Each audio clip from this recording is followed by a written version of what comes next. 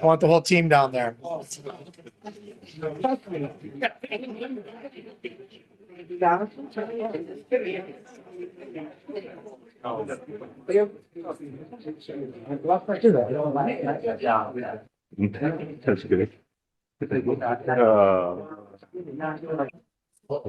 We actually about to get it. That's good one. Oh, yes. Do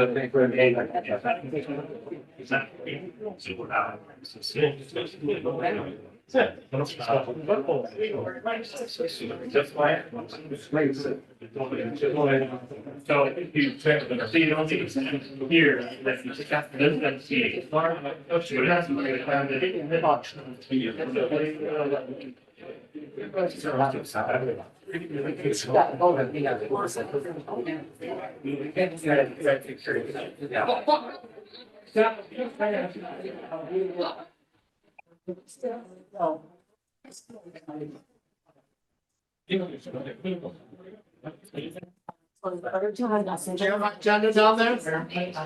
You guys signing my agenda?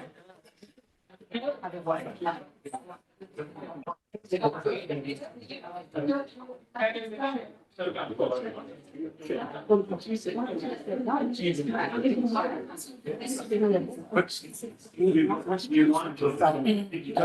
we're swapping, because as soon as I get up, as soon as he's sworn in, he moves over and Jensen comes up to get sworn in. There, right? Because the last time, I'm gonna start a little thing. The outgoing mayor should be, because the last time Jimmy just moved over to chair. That's right. He moved over to council. So now there's just a chair empty. Yep. But cardiac, it's a challenge. Well, listen, Beth, I think at Beaumont. Yeah, it's not, Beth is coming. That's, as far as I know, yeah. I've got one more minute. What's each Russell doing? I know. you know, No, listen, it's literally on the driving. And That's why I wanted to have it. no, we ever played golf? that's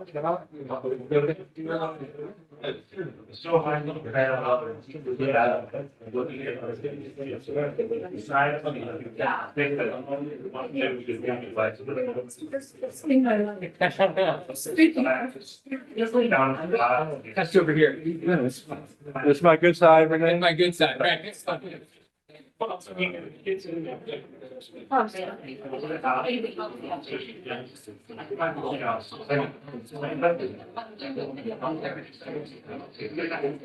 Tim, did Derek sign it?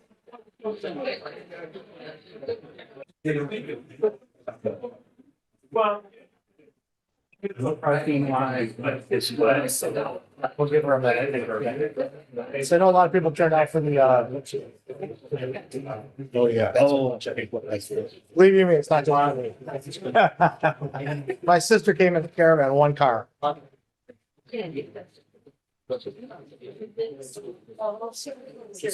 Derek, just sign that real quick so I can have it back up here. We're gonna wait just a minute because the parking lot's full, so I know some people are on their way out. Yeah. Take care. No. Yeah. Yeah. Yeah. Yeah. Yeah. Yeah. So you signed the Shane? I did. All right.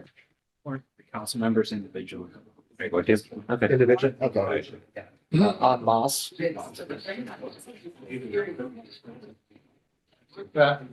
Well, she might be circling. Oh. Full.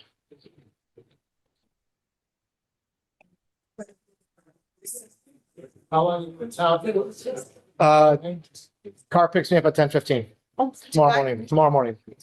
Yeah, I gotta go back to New York. It's been chaos since the decision to not move forward. Right. Not chaos, but I gotta spend the next 4 days really talking about plans, what we're doing. We are gonna spend money. We are gonna improve the property. We're keeping it. I've got several thousand square feet of carpeting coming from Vegas to redo, particularly the employee dining area, to make it nicer for the employees. Yeah. You got a minute, you got a minute. Where'd you mark?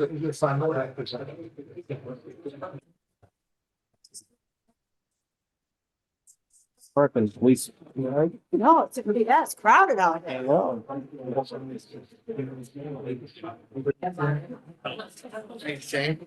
Was Jim and I love for serving. 14 years.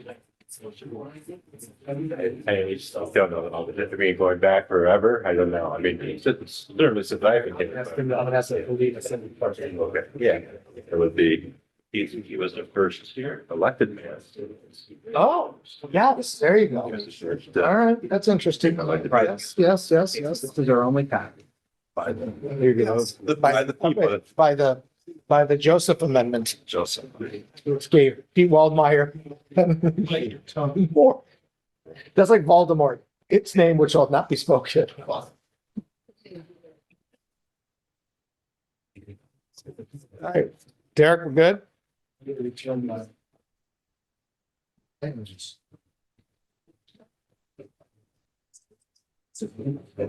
Okay.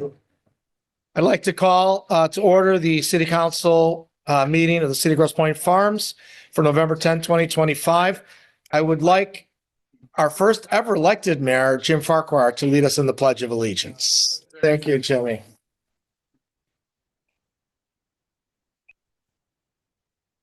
What allegiance to the flag of the United States of America and to the republic for which it stands, one nation, under God, indivisible, with liberty and justice for all. Thank you. Jimmy, come on. You deserve it, buddy. Longest serving mayor, I think, maybe? Pretty close? Yeah. All right, great. Whoa. Derek, roll call.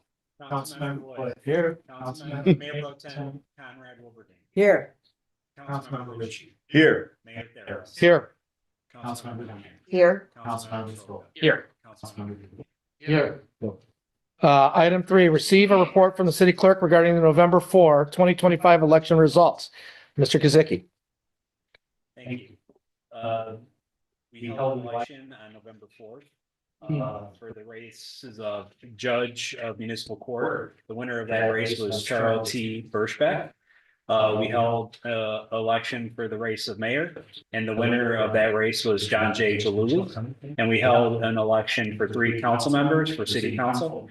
And the winners were Sierra Donaven, Daniel Jensen, and Beth Konrad-Wilberding.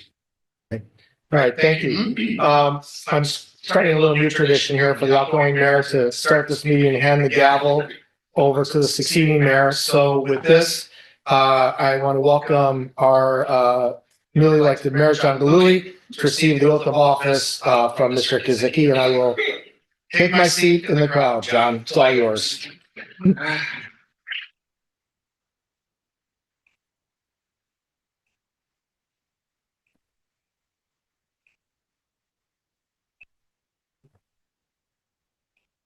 I'm going to give you the gavel after you're sworn in. I can't do that beforehand.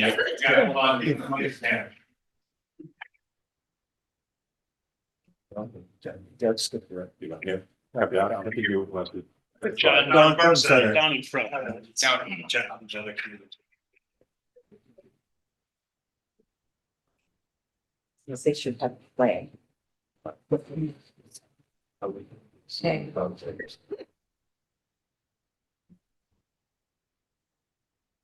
Raise your right hand. Repeat after me. I, John J. Gillooly, I, John Jacob, do solemnly swear do solemnly swear that I will support the Constitution of the United States that I will support the Constitution of the United States and the Constitution of this state, and the Constitution of this state, and that I will faithfully discharge and that I will faithfully discharge the duties of the office of mayor the duties of the office of mayor for the city of Grosse Pointe for the Farms city of Grosse Pointe Farms, according to the best of my ability, according to the best of my ability. so help me God. So help me God. Congratulations.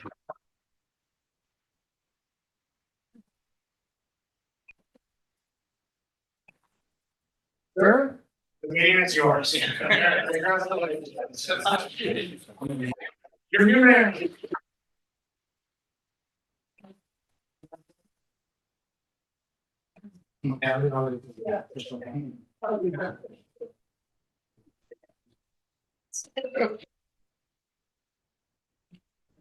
Yes, that's yours. Oh, no, you like coaching fast, no? Yeah.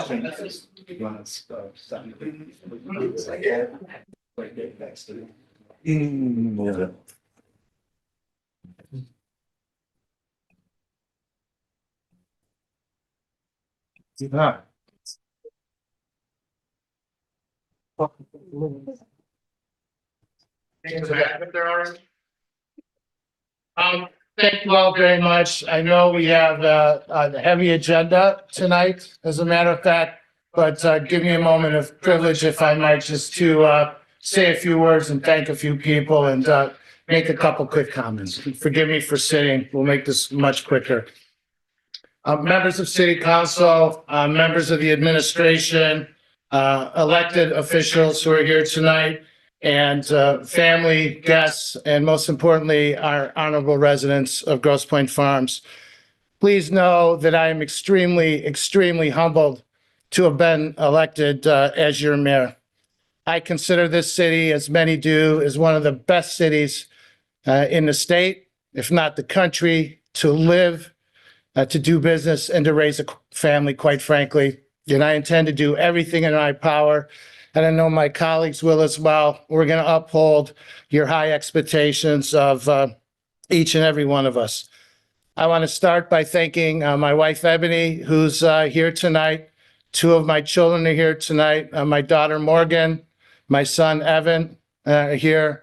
My other son, Connor, is in Dallas, Texas, watching. And our other daughter, Madison, is is in college out east, watching as well. Their support, it's not easy throwing your hat into the ring these days. Their support over my years as chairman of a big law firm for a long time, and my work as city council takes us away sometimes. And I am grateful for all of your support, and I love you immensely, my family who is here tonight.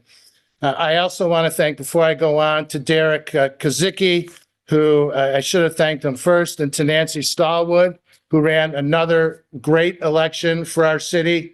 I was out there from 6:30 in the morning until the polls closed at 8 o'clock at night. And I can't tell you, we probably have the best voting venue in the United States for sure. The view is unbelievable. I have several people moved recently from California. They thought they were in the wrong place. They absolutely could not believe it. So Derrick, to you and your team, thank you so very much for running another smooth election. You're a great city clerk. You do your job great. Thank you. I also want to thank my family, my brothers and sisters who are watching from around the country. My brother Bob and his wife Erin and daughters Miley and Jackie in San Francisco. My brother Jamie, who's in Gainesville, Florida, watching this evening. And my sister Agnes. They're all Grosse Pointe South graduates. And we sent a lot of people, our family, through that school, 3 generations now. My daughter Morgan in back here is a senior. They've been great as well. Unfortunately, we lost our 96-year-old dad just a few months ago. And I know that he's looking down on us. And my mom, who splits her time between Grosse Pointe and Boulder, Colorado, and Harbor Springs, is out west right now with my family. And I can't tell you how supportive they've been and how encouraging they've been over the years. And I'm sorry I'm breaking up a little bit, but we have a very close family, and I appreciate them so, so very much. I have been running around since first grade with the same group of friends, literally 15 of us. Several of them are here tonight. Several are watching from a couple different places around the country where they've recently moved. It's very unusual to have 15 people with whom we're extremely close. It's fantastic. We have a great community here, and that's what I love about the Grosse Pointes and things. It really is an ideal place to get to know your neighbors and to know that your kids are being looked after and your kids are safe when they ride around the block. And more on that in just a minute. To the gentleman to my immediate right, Councilman Ritchie, I thank you for running. I told Joe after the election, I appreciate him running for mayor. I think contested elections are very important in our society. Contested elections give us all an opportunity to expose to the public what we believe is the best course of action for our residents, things of that nature. And going forward, I know Councilman Ritchie is going to continue to deliver for the residents of the city of Grosse Pointe Farms. And I very much appreciate you and I look forward to working with you, sir. Thank you very much.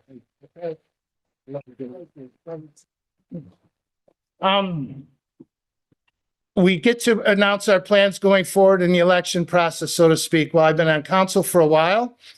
I was able to broadcast, so to speak, via letters that I tried to write an individual letter to every voter through ads and the like. But I was able to try to develop what my protocol would be, what my vision is for the city of Grosse Pointe Farms.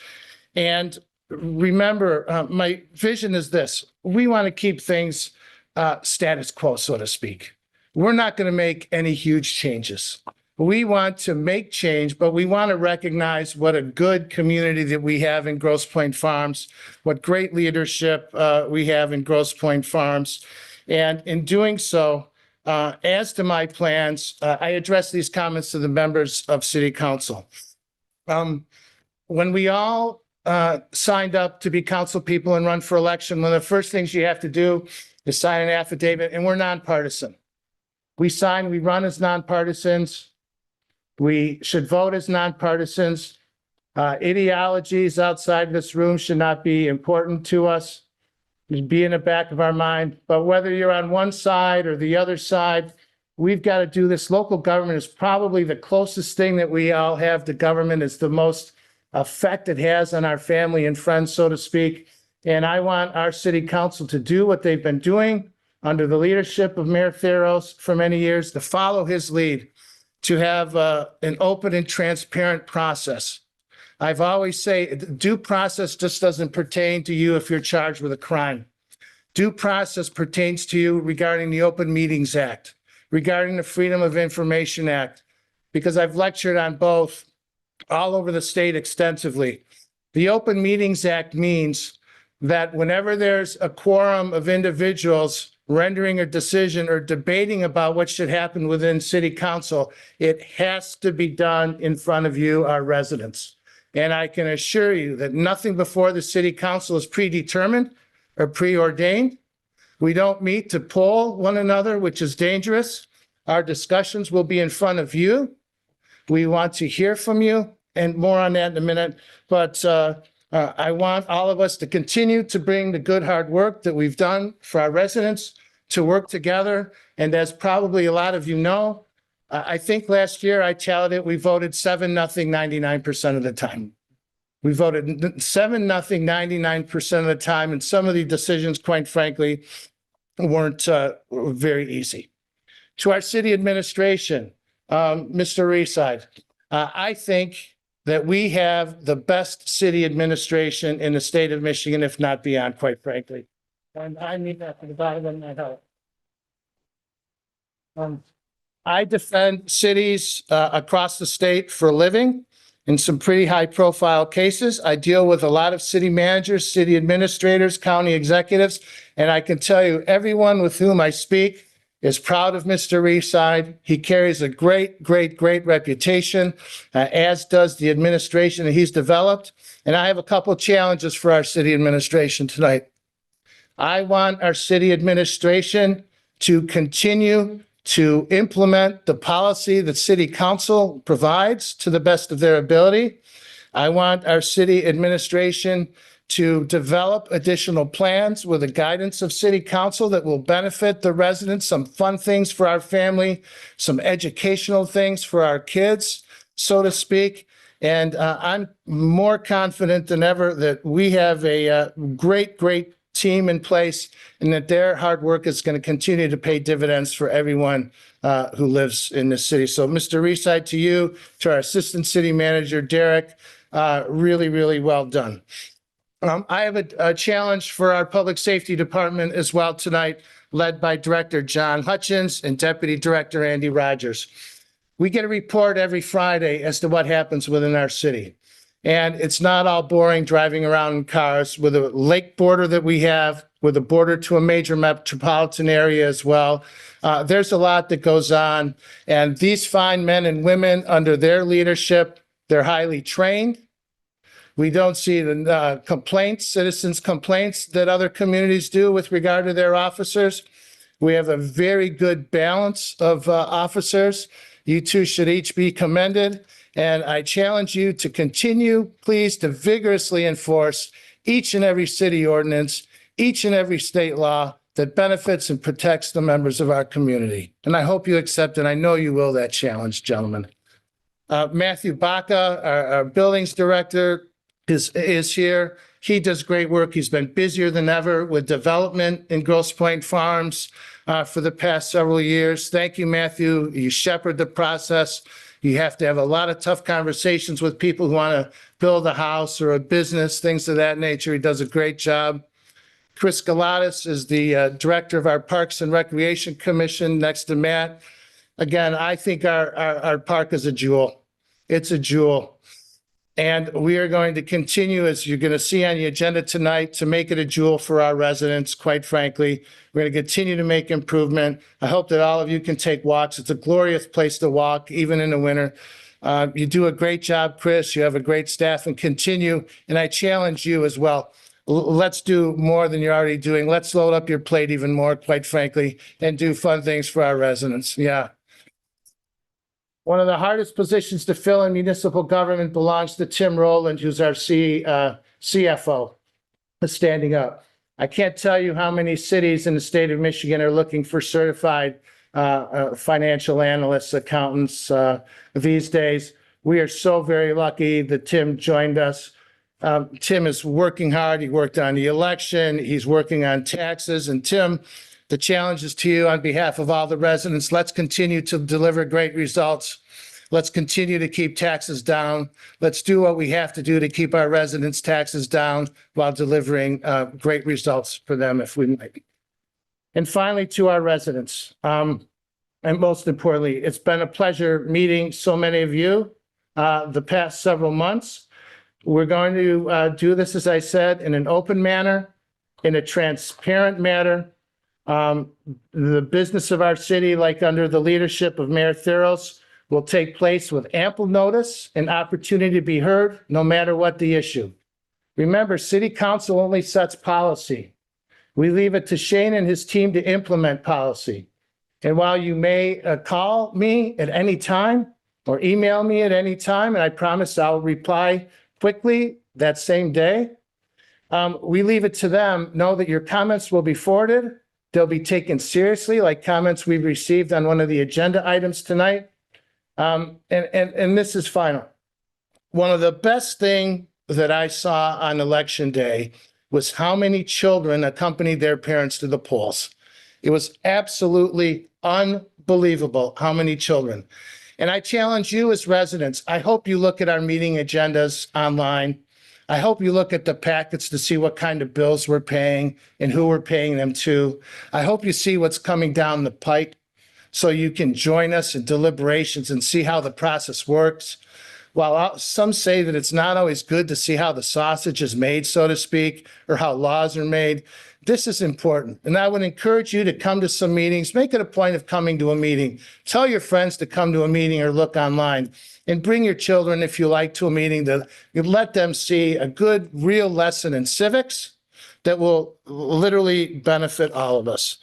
So, and finally, more on Mayor Theos in just a moment. Mr. Mayor, you'll always be our mayor. There's no secret behind your success that you've had for many, many years as an attorney, rising up the ranks, and now as a chief executive officer for one of the most sophisticated companies in the United States. We appreciate, again, we said nice words. His wife can't be here tonight. We had a ceremony, so to speak, for him at the last meeting, but always never a complaint about the way that he treated people, always looking out for our residents, always looking out for our best interests, always trying to nip the issue in the bud, so to speak, while being transparent, while being caring in 24 years of service to our community. Ladies and gentlemen, we thank Mr. Mayor Louis Theos.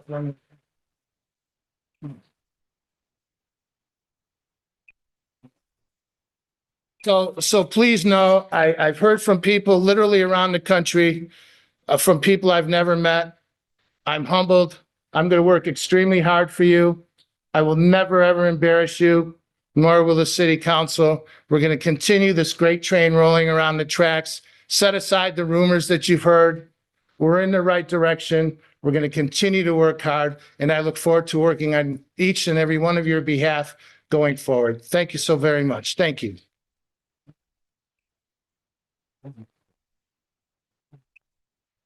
Now, the next item, before we get on with swearing in the new council members, I'd like to read a proclamation honoring Mayor Theos for his service. Mr. Mayor, if you could join me up front, please.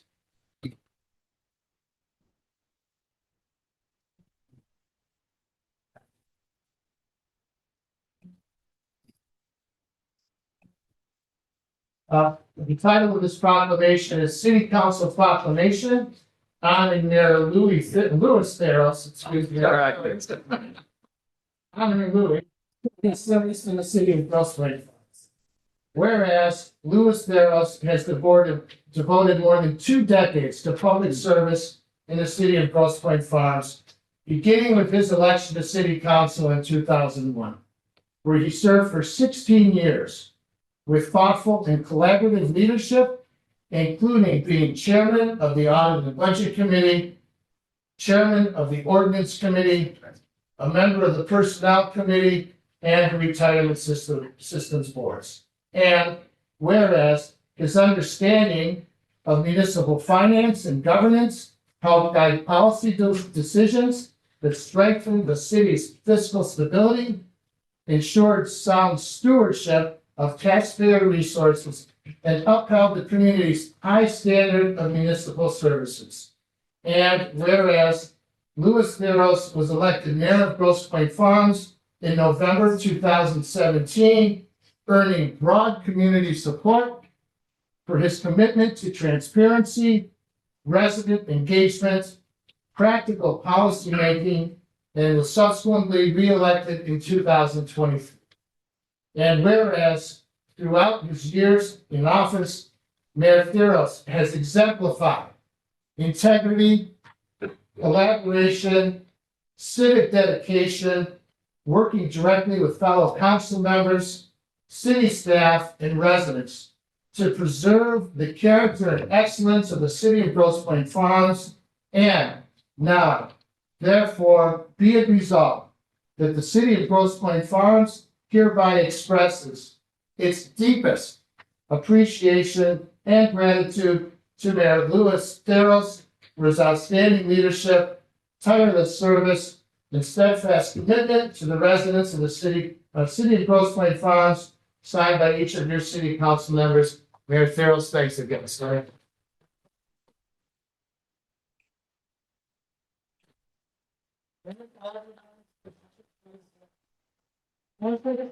And you mind? Yeah, it's your palace too, my financial palace too. Having the towers here too. Yeah, not me, it's all you, it's not you, immediately, right after response. This is team effort. Then we have one more proclamation after this from a very special guest here tonight. Yeah, you should be there. You want a second? No, second. You're in front, we're going second. Can't get up here, come on, you can't hide. Be in the bleachers. A lot of blue blazers up here. Wouldn't be good for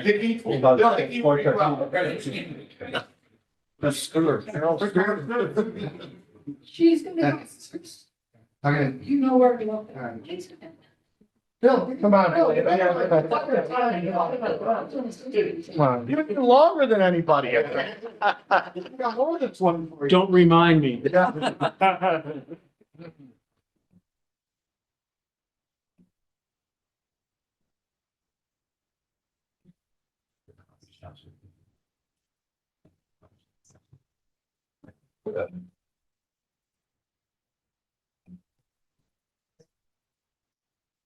No, because you're, Can't see her, she can't see you, right? that's exactly right. Want to go this way? Yeah, and then Derek here. Chief, you're right. You were on the back, Katie.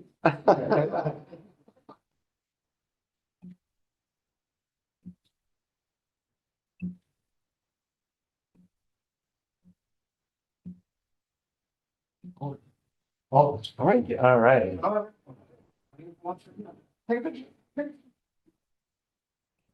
I'm fine, picture. Yeah. Oh, Mark. Oh. Yeah, it's not, but I know I'm gonna get it faster. for 1, 2, 3. Okay.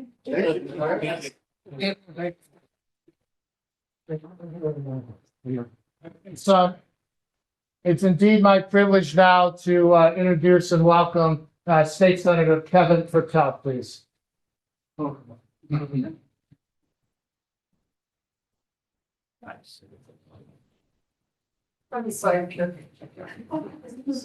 We also have State Representative Veronica Pius, here with us as well tonight. We brought a tribute from the state of Michigan. I'll just read the brief tribute here. Let it be known that it is a great pleasure to congratulate Louis Theos on his retirement as mayor of Grosse Farms. Louis's dedication and continuous efforts to better the lives of others have left an endearing mark on our community. Mayor Theos was first elected to City Council of Grosse Pointe Farms in 2001. A position he held for 16 years. How I know your hairline. Yeah. There then. While on council, Louis served as chairman of the Audit and Budget Committee and was a member of both the General Employee and Public Safety Pension Commissions. His background as a labor lawyer made him well equipped to push for policies that kept the city financially stable with a dedicated workforce. In November 2017, Louis was elected mayor of Grosse Pointe Farms in the city's first contested mayoral election in more than a decade. In his 4 terms as mayor, he focused on long-term infrastructure projects and partnered with the neighboring communities to increase public safety efforts. Mayor Theos has also worked with the state to secure a grant that reimbursed Grosse Pointe Farms for costs incurred while maintaining the Highland Park pumping station. Throughout his time in office, Mayor Theos consistently prioritized the needs of the community, working to ensure that Grosse Pointe Farms remains a community where families will thrive for generations to come. In special tribute, therefore, this document is signed in dedication to commending Louis Theos on his retirement as mayor of Grosse Pointe Farms. We appreciate his dedication to our community and wish him continued success as he starts a new chapter with his wife, Patty, and family. The document is signed by State Representative Veronica Pius, myself, Lieutenant Governor Derrick Kozicki, and the Governor of Renewal. All right.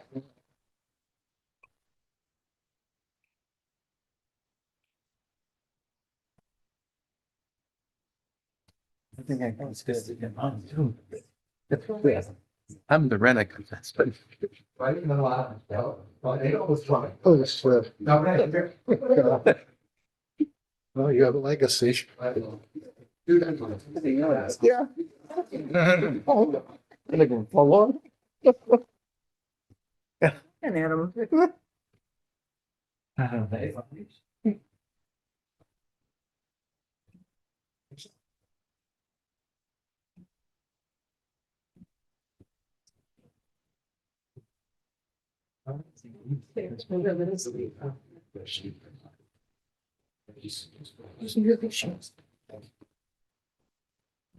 Oh, I gotta take this here. So you're not Louis Theos. I get to take my fan, I gotta take my. Take the whole thing, Louis. You can take the whole thing? I get You keep the whole thing. oh, it came apart. Here, you can stick it together. Yeah, we'll put All it right. together. I'll give you the whole thing. Yeah. I think you can. Oh, you want me to take the whole? Just break that. I'm sorry. I think we Okay. can. You got it? I think we You got. got it? You got it? Okay. No tax raises? Okay. All right. Thanks, guys. Appreciate it. Thank you so much. Thank you. see you later, buddy. Lev? Yeah, okay. Hello.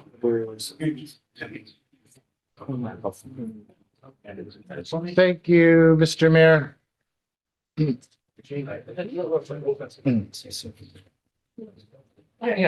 Yeah. Okay.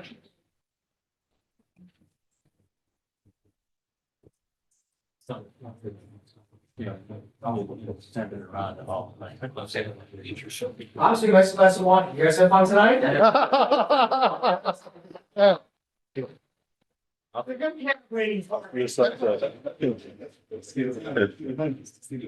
Thank you, and my apologies for not earlier recognizing State Representative Veronica Pace. I'm sorry, I did not know you're here. Thank you very much for being here. Good evening. Next, I'll call upon our city clerk, please, to administer the oath of office to our newly elected council persons. Thank you.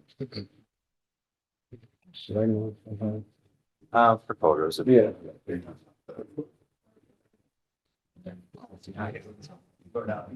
You make that? Yeah. Okay. Here. You okay? Not really. I know that.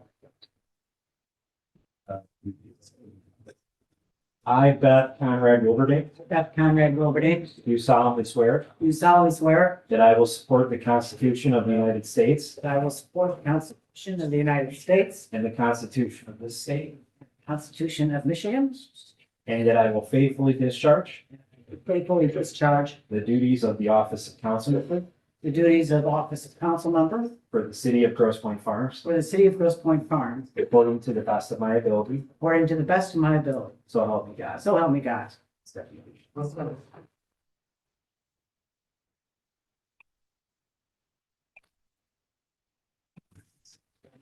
Yeah. You heard on me then? It's not so. Never not even on. Never mind.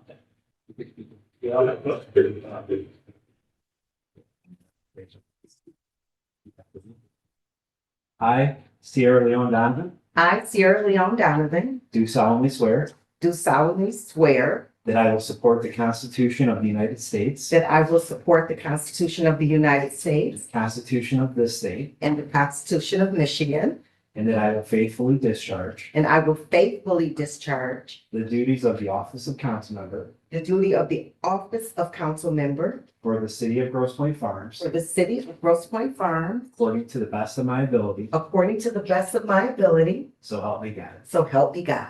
Congratulations. Thank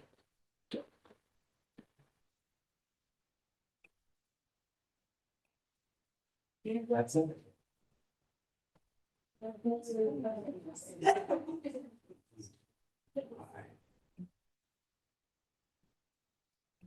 All right, Dave.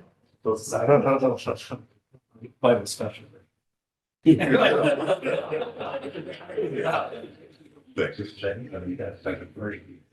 I, Daniel Jensen, I, Daniel Jensen, do solemnly swear do solemnly swear that I will support the Constitution of the United States, that I will support the Constitution of the United States, the Constitution of this state, the Constitution of this great state of Michigan, and that I will faithfully discharge and I will faithfully discharge the duties of the office of council member the duties of the office of council member for the city of Grosse Pointe for Farms, the city of Grosse Pointe Farms, according to the best of my ability, according to the best of my ability, so help me. so help me God.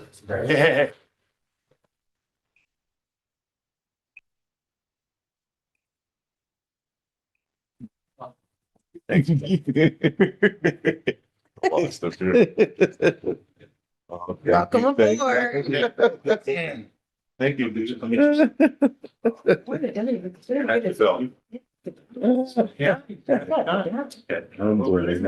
Now the fun stuff. Dan, Dan, you got But hang on. Thank you. I gotta go over here now. Dan's on me. I'll see you later.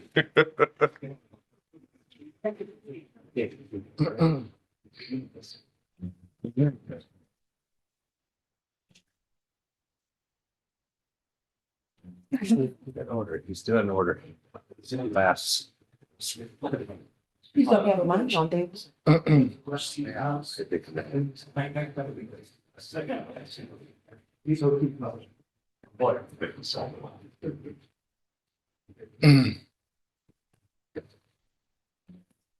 Okay, moving right along, the next item on our agenda is the election of Mayor Pro Tem of the city. Before we get into that process, I'd ask City Manager Reside to give a brief synopsis as to the procedure in terms of electing Mayor Pro Tem, the responsibility of Mayor Pro Tem, things of that nature for the benefit of those in attendance and for our citizens, please.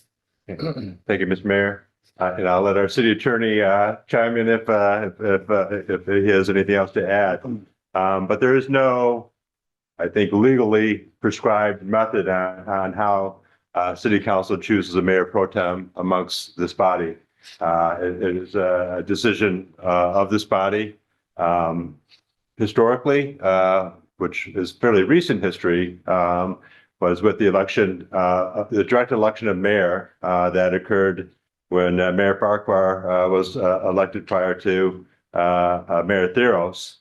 Since that time, the city council has chosen a member of city council based upon seniority. So they've chosen the council member who's had the most seniority and have gone kind of down the line based on seniority with the intent of allowing each member of city council to serve in that capacity. And so everybody remember, like Shane said, the mayor used to be elected by city council from within city council. And when that changed, so to speak, the mayor pro tem was no longer elected was elected by members of city council at the first meeting, was prescribed by our charter, so to speak. So with that, the process is this. I will open up nominations for mayor pro tem. I will ask the nominee or nominees if they accept the nomination individually. If that person does accept the nomination, I will see if there is a second for the nomination. If there's more than one nominee, given the process that Mr. Reside just described, we will vote in alphabetical order, but I will now open the floor for nominations of Mayor Pro Tem, please. Honorable Mayor Gillooly, I do have a nomination, please. Please. I'd like to nominate Councilmember Beth Conrad, who served under the last term as Mayor Pro Tem. Councilmember Konrad-Wilberding, do you accept the nomination? Let me make a comment first, may I? This is a ceremonial position. There's no power. I've been privileged to have the Mayor Pro Tem for the last 2 years and have enjoyed trying to step into Louis' steps when he's not there in his shoes. So it is purely ceremonial. As I understand it, Shane and Mr. Mayor, this has been a tradition where we really do go. I mean, we take turns, right? There's not anything that really has any leverage to it or any competition or any animosity. We just rotate it. That's how it's been. So I think that while I understand that there's a need for an election to do this, I think that it would be my personal preference to follow that tradition rather than to serve another 2 years. And thank you, Sierra Donaven, Councilman Donaven, for that very kind gesture. I appreciate it. But I do think that, we've rotated in the past. Let's keep on doing that. Thank you. So you respectfully decline the nomination? Yes, I respectfully decline the nomination unless others decline theirs. Thank you. Honorable Mayor, may I state the reason why that's not relevant then? No, thank you. But if you'd like to, you're certainly. Very much. So please do. Respectfully, I propose that Councilmember Beth Conrad be appointed to continue to serve as Mayor Pro Tem for the city of Grosse Pointe Farms. With a new mayor and council member elected, maintaining leadership continuity is essential for the effective operation of our city government. Her commitment and preparedness greatly contribute to efficient and organized meetings. Keeping Councilmember Conrad as Mayor Pro Tem will provide stability, facilitate a smooth leadership transition, and preserve the high standards of governance our community expects. Thank you. Thank you very much. I'll open the floor, please, for additional nominations. Councilmember Jensen.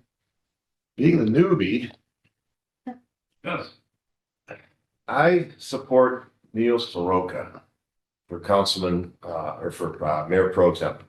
Based on past practice and for the good of the order, I see no reason why not to nominate him. I agree with Beth. It's a process, and I've been to these meetings for 30 years.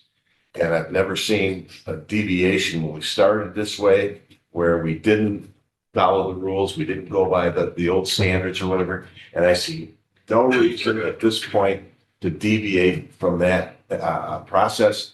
And I proudly and strongly endorse Neil Soroka. It's his turn, he's earned it, and I think he should be the nominee for the mayor pro tem. Councilmember Soroka, do you accept the nomination? I do. Is there a second for the nomination of Councilmember Soroka? Councilmember Wood, thank you. I'll entertain, any further comment? All in favor, please signify by saying aye. Aye. Opposed? Carries unanimously. Congratulations, sir. Thank you very much. You owe me a drink. With all that power, I'll give it to you. Me too. Yeah, and for the benefit of the audience, the mayor pro tem occasionally steps in if I were unable to attend a meeting, things of that nature or an event, but that's probably I think hopefully, you're gonna make a lot, Mr. Mayor. thank you very much. Okay, next, good agenda item here, number 7, I'm sorry, I skipped. I consider a motion to approve the meeting minutes of our city council meeting held on October 13, 2025. Is there a motion to approve the minutes, please? Motion to approve. Councilmember Wood, is there support? Councilmember Ritchie, any discussion?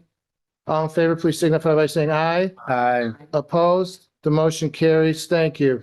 Next, consideration of a preliminary site plan review for 107 Kercheval Avenue, an early proposed child care center. Who is here, please, to speak on behalf of the applicant? If you give your name, title, and address, we'd appreciate it, sir.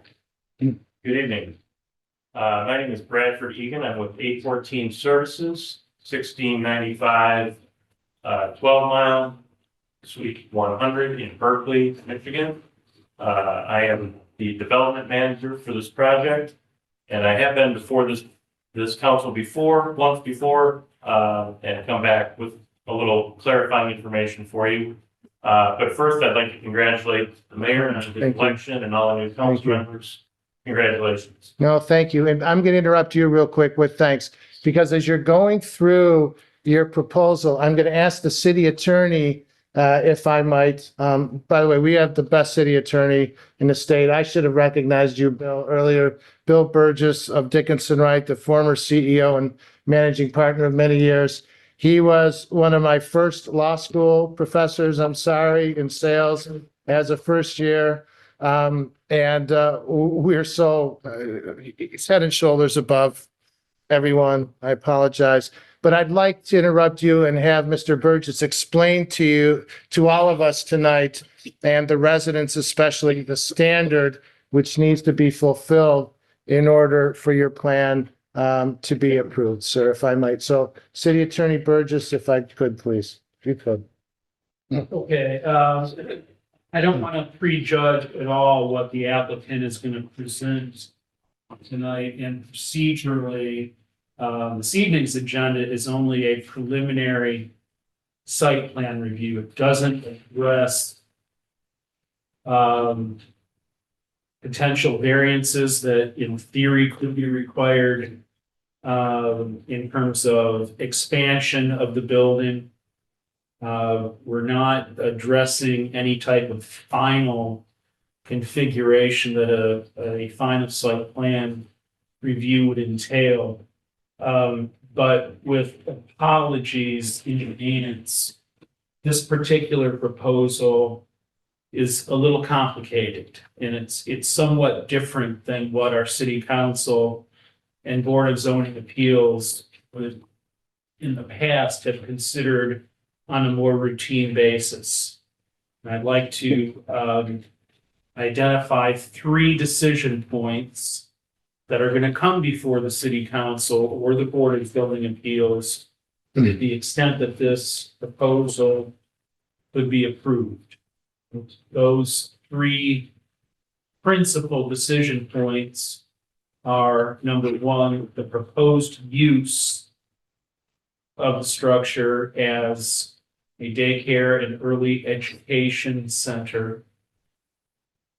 Number two, the potential expansion of the footprint of the building up to a second floor level. And the corresponding site plan requirements for any change of the exterior structure within a B1 local business district. It's number two.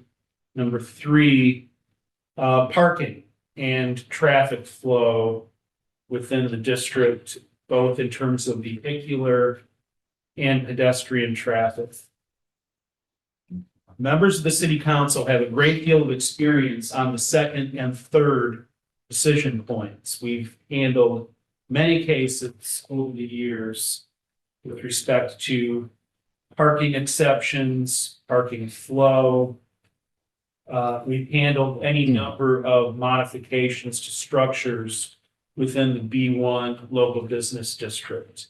And without suggesting that those are easy in this particular proposal, they're not foreign to the members of city council and the zoning board. On the other hand, the third decision point, which identified as the first one, the use of the property is somewhat complicated here. And the reason that it is because a daycare and early education center is not automatically a permitted use within this district. Because it's not identified as a permitted use, absent a decision by the city council to grant that use, it would be prohibited. There are three ways that city council or the Board of Zoning Appeals could get to approval if you decided to do so. One possibility would be to rezone this parcel. It's probably not advisable in this situation to consider that procedural approach. It could be criticized as spot zoning. We certainly wouldn't be rezoning other surrounding properties within the Hill District. And so although in theory that is an available vehicle, it's not advisable in my judgment in this particular situation. The second possibility would be for the city council to grant this proposed use as a conditional use under our zoning ordinance, and in particular, section 801 of the zoning ordinance identifies the possibility of granting a conditional approval. In order to do that, city council would have to find that this proposed daycare early education use, I'm going to quote the language here, is similar to and has the same general character as the enumerated principal uses in the B1 local office district, those being retail establishments, restaurants, financial, other service establishments, and would also not be injurious to surrounding uses. You'd have to make those factual findings in order to get to the point of considering the grant of a conditional use permit. I won't go into excruciating detail, I promise. It's basically a compatibility test with the other surrounding uses in the neighborhood. That's the second vehicle. And then the last possible vehicle would be to grant a use variance. Over the years, we've done 1,000, 10,000 area variances. This is different. This would be a use variance. It would, as a matter of state law, require 5 votes to grant a use variance. Standards are somewhat more stringent than a conditional use. It require factual findings that the applicant has some type of practical difficulty that would unreasonably prevent the use of the property for one of the enumerated principal uses within the district. It would require showing that there's something special, something unique about this particular parcel that is not the case with respect to other surrounding parcels to create that difficulty to convince the Board of Zoning Appeals to grant a use variance. You have to demonstrate that the difficulty is not self-created, and you have to demonstrate that the proposed use would not alter the essential overall character of the Hill Business District.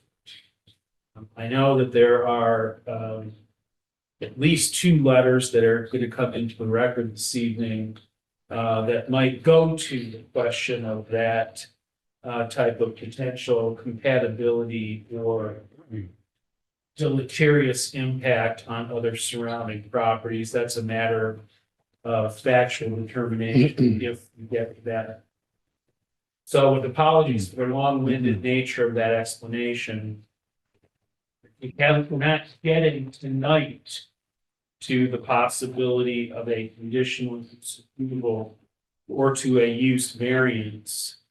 But if the preliminary site plan review and discussion input from the audience this evening convinces the council to move forward, we would have to get to those issues at subsequent meetings.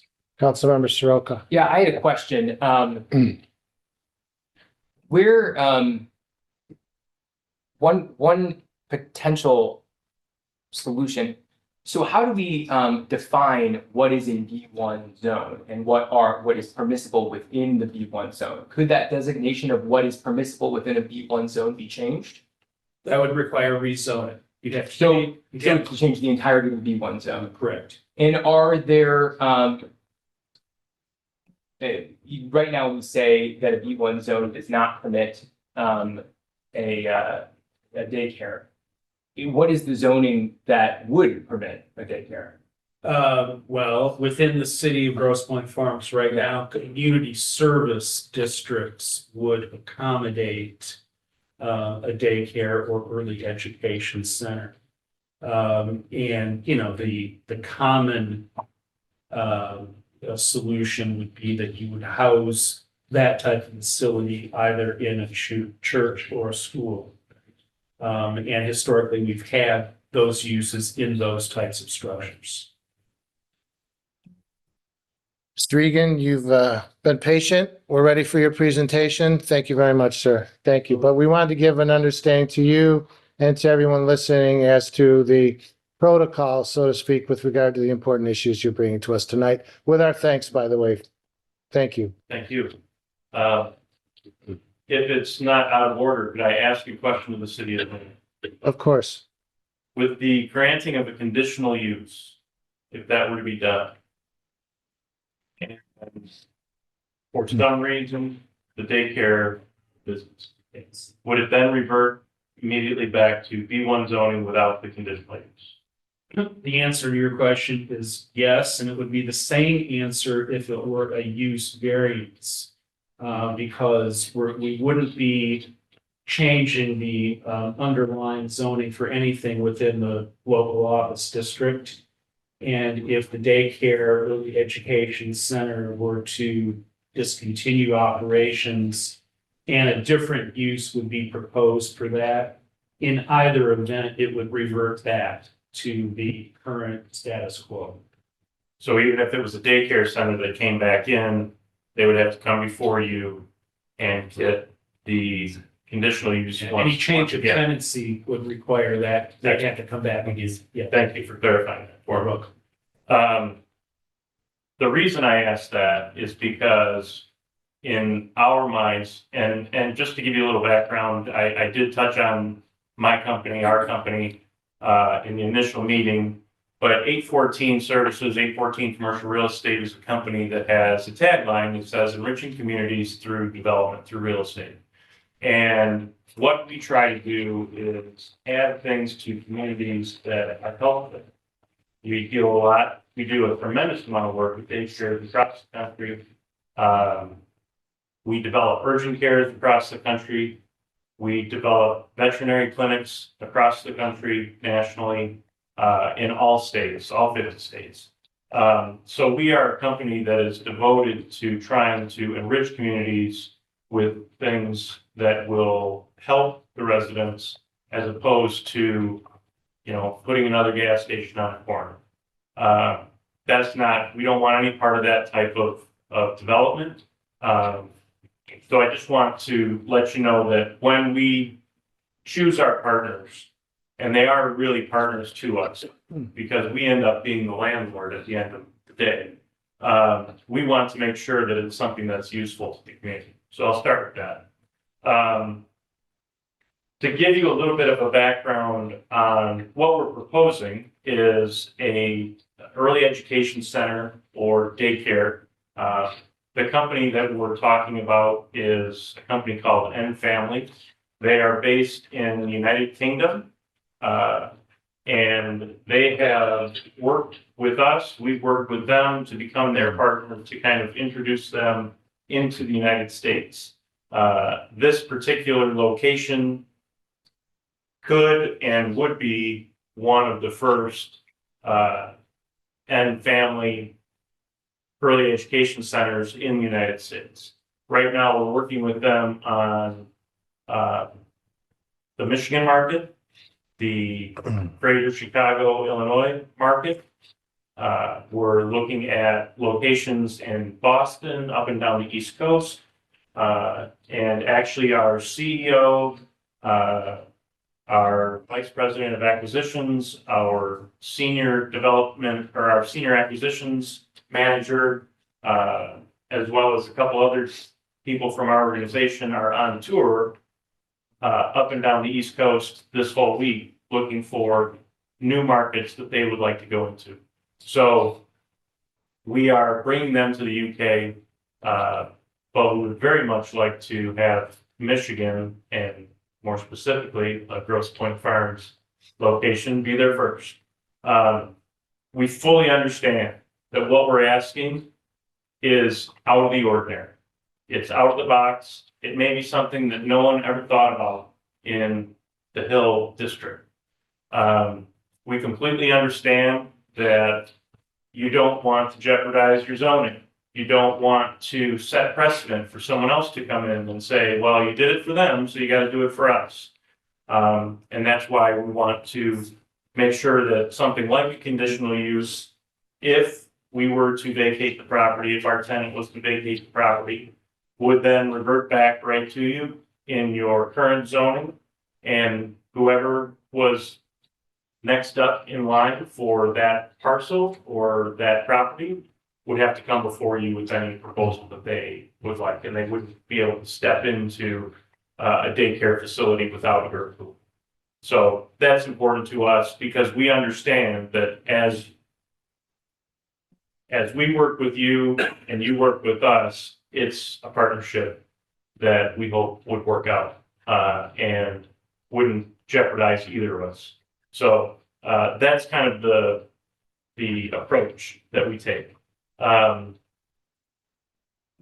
Family is a little bit different in their approach to early education. They call it early education. They don't like to call it daycare. They use different forms of curriculum with their students. They take in students that are 6 weeks old. Last meeting I had said 6 months. I was mistaken, 6 weeks. I knew it, I just didn't say it. So 6 weeks to 6 years old are the students that they will accept at this daycare facility. The focus is on school readiness and math, language, literacy, along with enrichment programs, which include music, arts, gardening, and foreign language. The curriculum also incorporates current research on child development and emphasizes building character in students. Their learning philosophy consists of four major components: theme-based learning, which uses topics of interest to children to place concepts in context; an academic curriculum, which focuses on school readiness in math, language, and literacy; enrichment programs, which include music, arts, gardening, and foreign language, among other activities, and character development.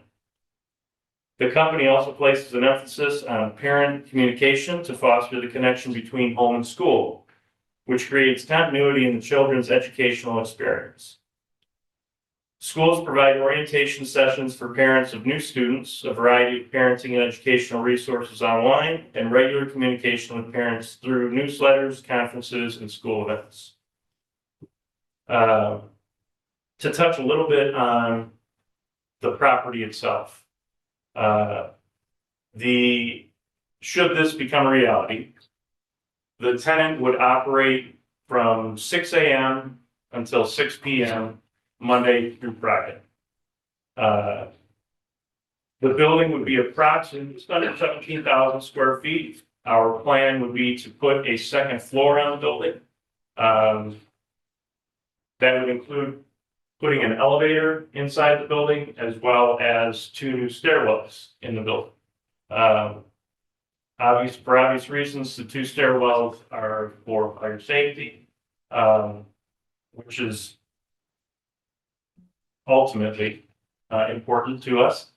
And then each classroom is designed to accommodate infants, toddlers, preschool, and what they call pathway or after-school children, with the appropriate required number of staff for each classroom per Michigan State daycare licensing code. Obviously, the total number of students in the building will depend on the local interest and enrollment numbers for the facility. A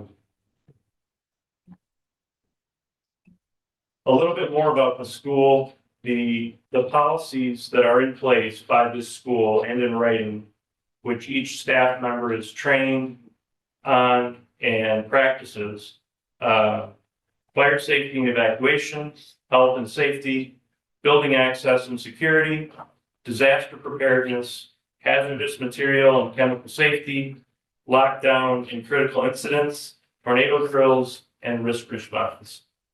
Those policies are all in writing, and I would be happy to provide those if anyone wanted to see what those policies were. The peak on-site traffic flow would occur during pickup and drop-off times in the mornings and evenings.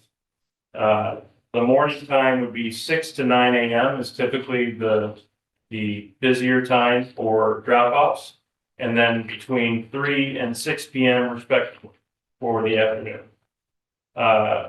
They offer touchless, secure check-in for drop-off and pickup of children. The children must be accompanied by an adult, by their parent, inside the building and passed along to the staff members. It's a secure check-in, and they must park their car, walk the child into the building, and do the same to pick the child up. And on an off note about deliveries, the deliveries are all conducted with small cargo vans, so there wouldn't be a need for a loading zone or anything of that nature. The St. James Way Alley is in no part, other than deliveries, is in no part allowed for parents to use to pick up or drop off their child.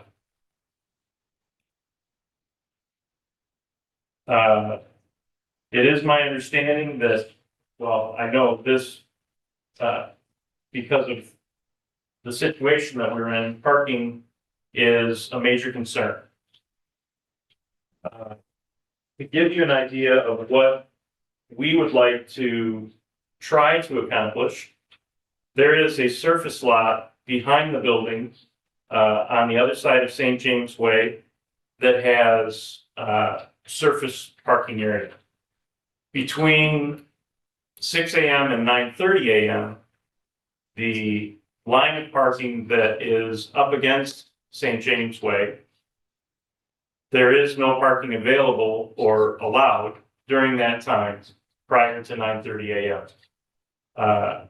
It is our desire to talk with the city and enter into an agreement where we could use those spaces or a portion thereof to use those as the drop-off locations for parents that are bringing their children between that time frame. My understanding that the main reason behind not having those parking spaces open during the pre-9:30 time is that you don't want those spaces filled up by the employees of the tenancy along Kercheval. With our pickup and drop off, for lack of a better word, it's a bit transaction. You have busy parents, they come in, they park their car, they bring their child into the building, they transfer the child to the staff, and then typically they're on their way unless they have other business to attend to with the staff. The same is true of pickup. Pickup is a little trickier because it's in the afternoon. So what we would like to propose, and this is all obviously open to discussion, would be a portion of those spaces that we just talked about, that I just talked about, we would have as dedicated spaces. We would pay an annual lease on each and every one of those spaces, but to have, say, 10 to 15 of those spaces to be allowed to be dedicated to the daycare facility would be extremely helpful. It would allow parents to have a dedicated place to park. And from our experience with the daycares, and again, it's over 100 daycares that we've developed across the country. I've never had a daycare that I developed that had more than, say, 50 spaces that were dedicated to the daycare center. Of those 50 spaces, you also had the staff included in those spaces. So for us to get 10 to 15 spaces dedicated for pickup and drop off would be more than sufficient in our eyes to satisfy the transactional portion, for lack of a better term, and no disrespect, would allow the parents to park their cars, get into the facility, drop their child off, pick their child up, and be on their way in the quickest and most efficient fashion. As for the staff, I have been in discussions with a gentleman named Matt Mustay from Henry Ford Health System, and we have been talking about the ability to lease up to 35 spaces from Henry Ford. That would be in the parking structure, or if all can't be accommodated in the parking structure, Mr. Mustay had mentioned that there are other surface lots that they own that it could be spread out. He did mention that with that amount of spaces, we would get kind of maybe the less desirable spaces, which would be possibly on the rooftop of the parking deck, the highest level. But to us, if we can get them, we'll pay it. And I think with the combination of that plus an agreement with the city to accommodate the pickup and drop off spaces, I think that we can make this work in a very safe, efficient, and desirable way for the members of the Grosse Pointe Farms community and the Grosse Pointes as a whole. Perfect. Thank you very much. I will now invite members of City Council before we invite the general public to address us, so to speak. And why don't we start at this end first, please, Councilman Jensen. Thanks for coming tonight. Thank you. My experience has been as a public safety director and an officer for 44 years in the police. The concern I have, and I think John needs to check into it, is this has been recently in the last year approved for a social district. So there's open alcohol containers from your road to McMillan, right in the middle of where you want to go. And it was my understanding, John, I'm not, maybe it's changed since I retired, but you can't have a school, you can't have a bar, you can't have anybody that serves liquor at 500 feet of a school. And this basically is an educational type school. So before we get too far into this, I would ask John to check with the Michigan Liquor Control Commission. We've just passed all this social districting. We've got 4 to 5 platforms in the street all day long in the summer for booze and drinking, and we want to put a child daycare right in the middle of it. And I'm not sure the Liquor Control Commission will approve that, which would immediately concern our restaurant and bar owners for what they've just been approved to do, not only in the platforms in the street, but for the social district. I do agree with Neil, your past comments that there is and with you, sir, there is a great need for this type of service. I just question whether legally through the Liquor Control Commission, it would be approved to do that. There's a lot of concern when it comes to booze and kids. And here they are in the summertime, especially because this is year round, and these are 6-weekers up to 6 years old being dropped off in the middle of a social district where they're walking around with booze. And I'm not sure the LCC is going to go for that, A. And B, as John can tell you, I handled it, Andy's handled it, John has handled it, the police, they don't pay attention to the parking restrictions.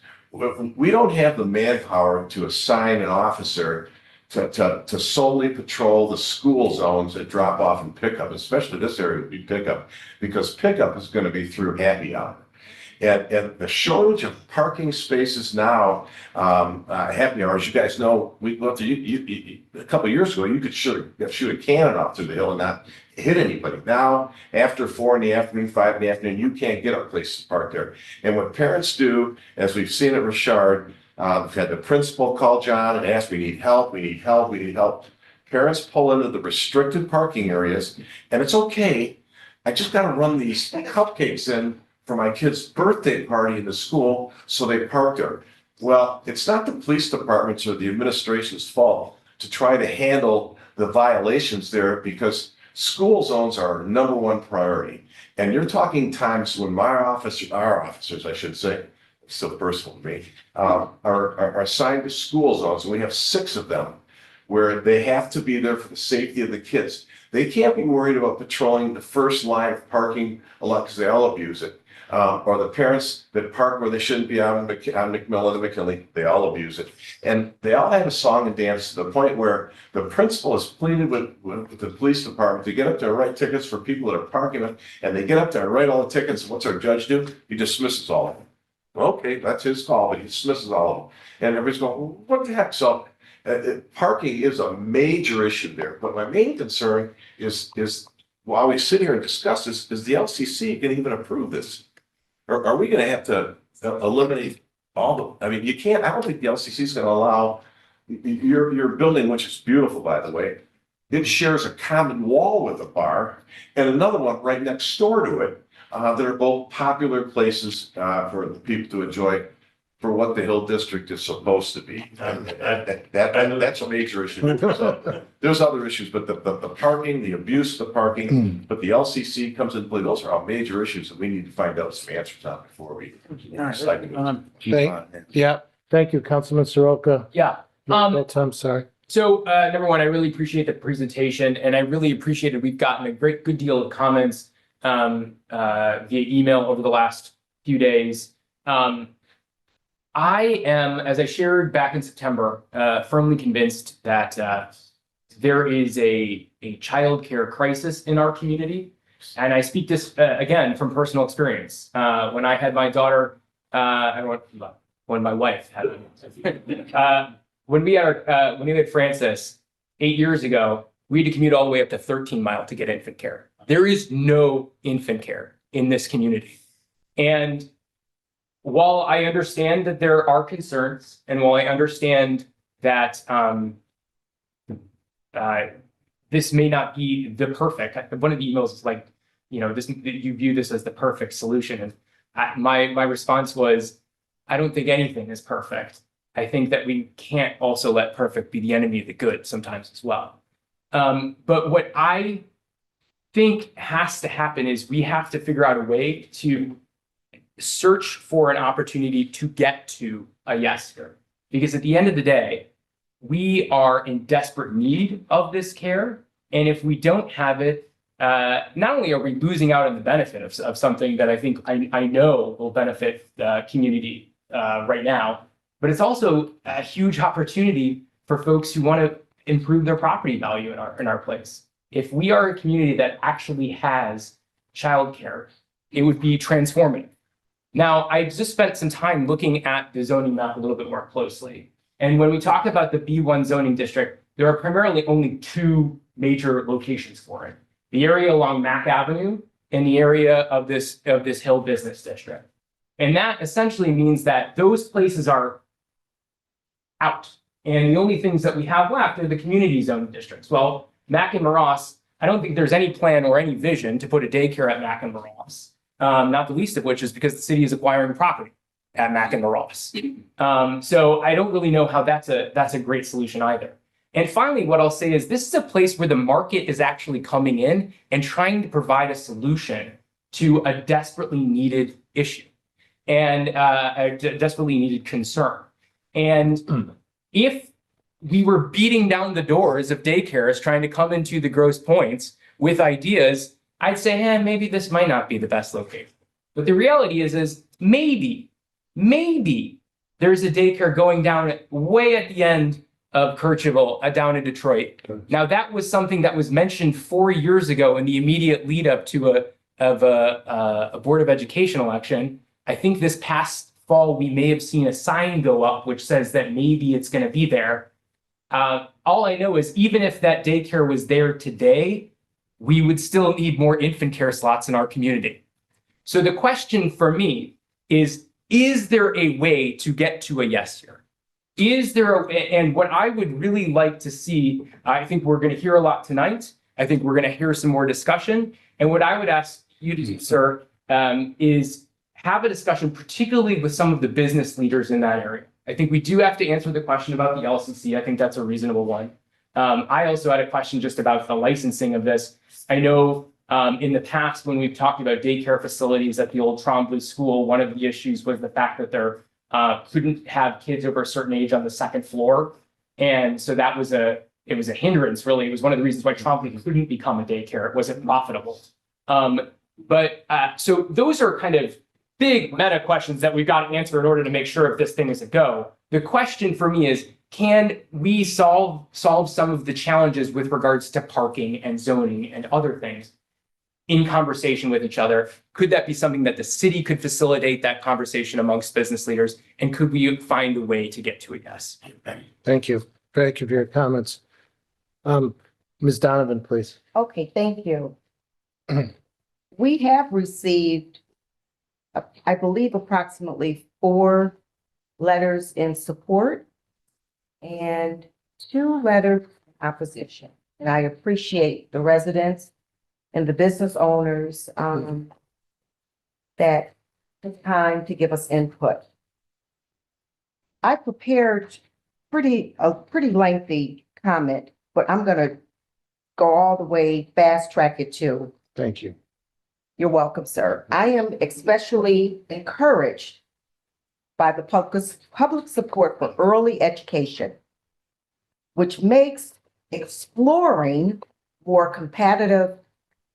compatible alternative sites for the proposed early education. I am reluctant to have it placed in our business district. And I've cited all the reasons, but we like to be brief here. But should our honorable mayor request that I read it, I will, but that sums it up. Thank you very much. Everyone should know that the records in support of and opposition will be made part of the record of this evening's meeting. Councilmember Wood, Mr. Wood, do you have any questions or comments, sir? Yeah, I think that.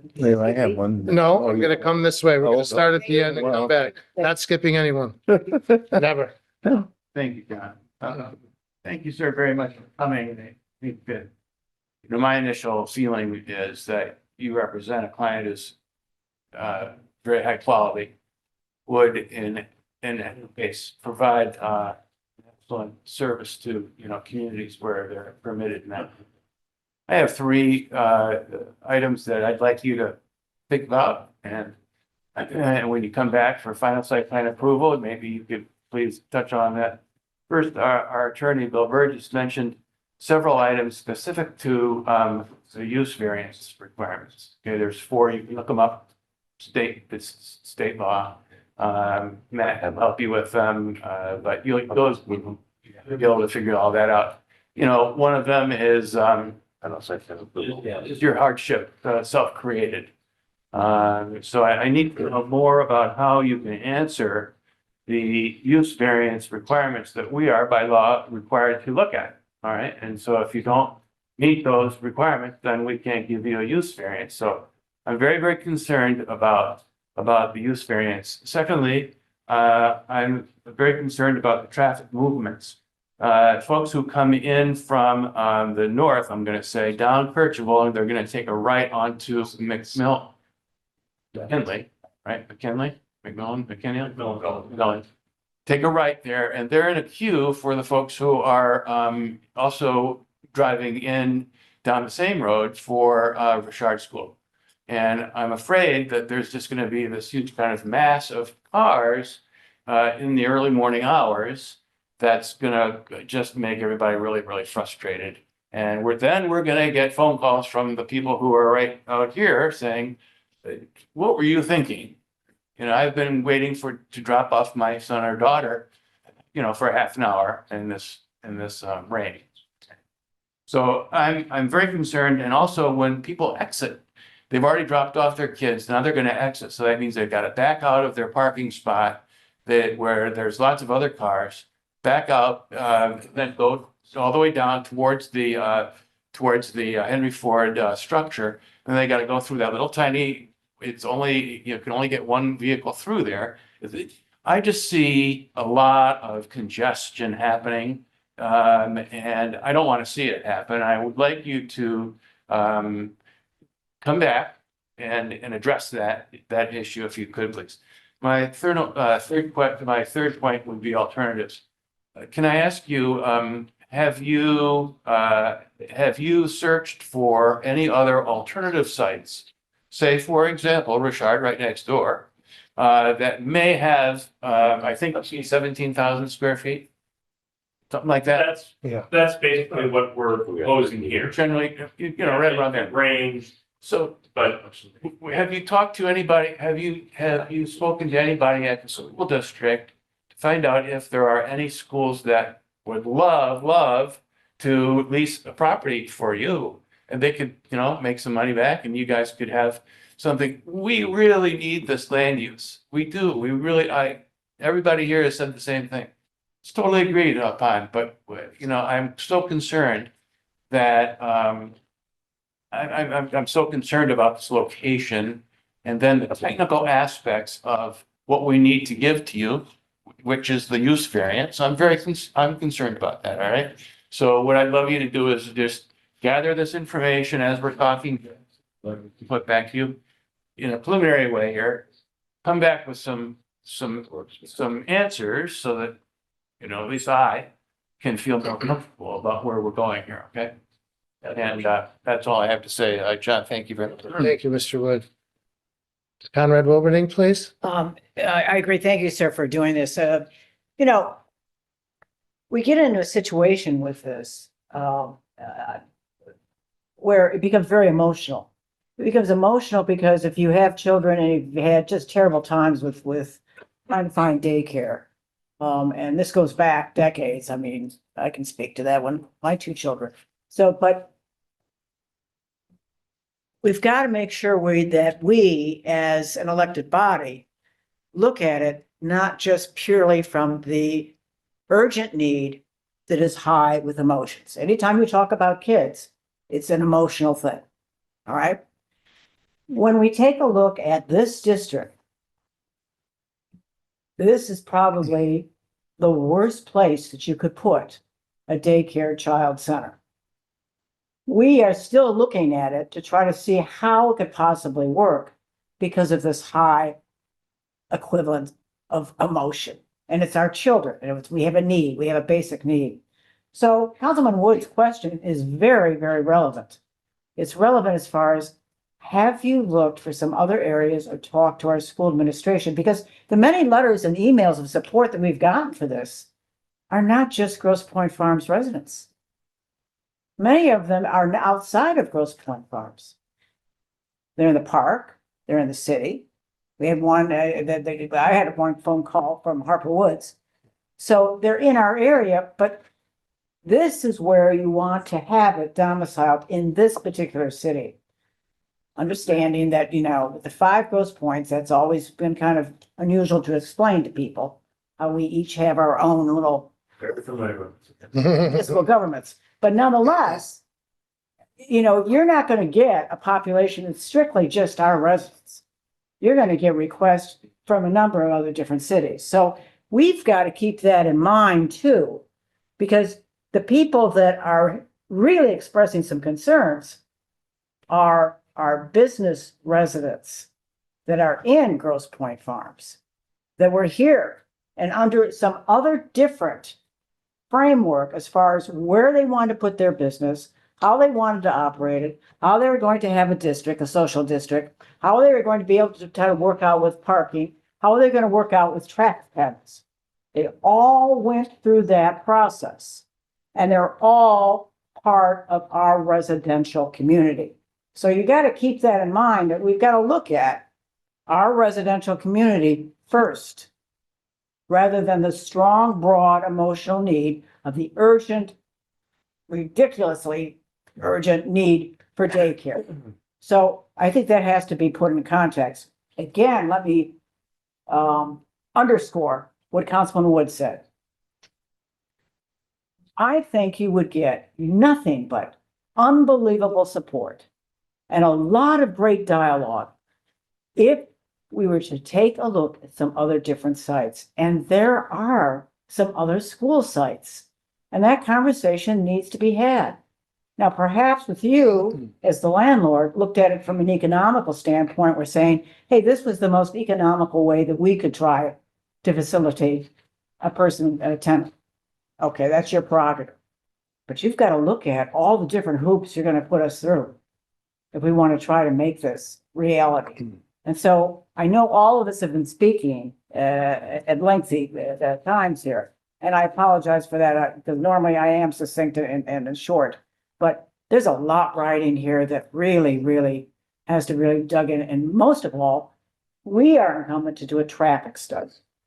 We need to do a traffic study because I don't know if you're ever out there in front of Bouchard or on Kercheval, but those cars are lined up every day.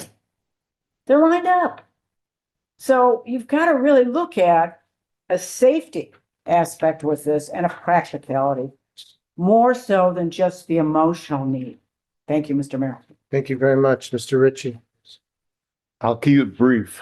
First of all, I agree with all my fellow council people with all the great ideas and great mentions of what they brought up. I'll take it one step further. I look at the flip-flop, what's down the road. And if I'm reading this correctly, you are planning on buying the property. Correct. Okay. And the owner of the property now, just so you know, has really had a real problem with keeping it up. And is there heat in the building now and all these little things? But the bottom line is the tenant would be this company based in England. So you're left holding the bag.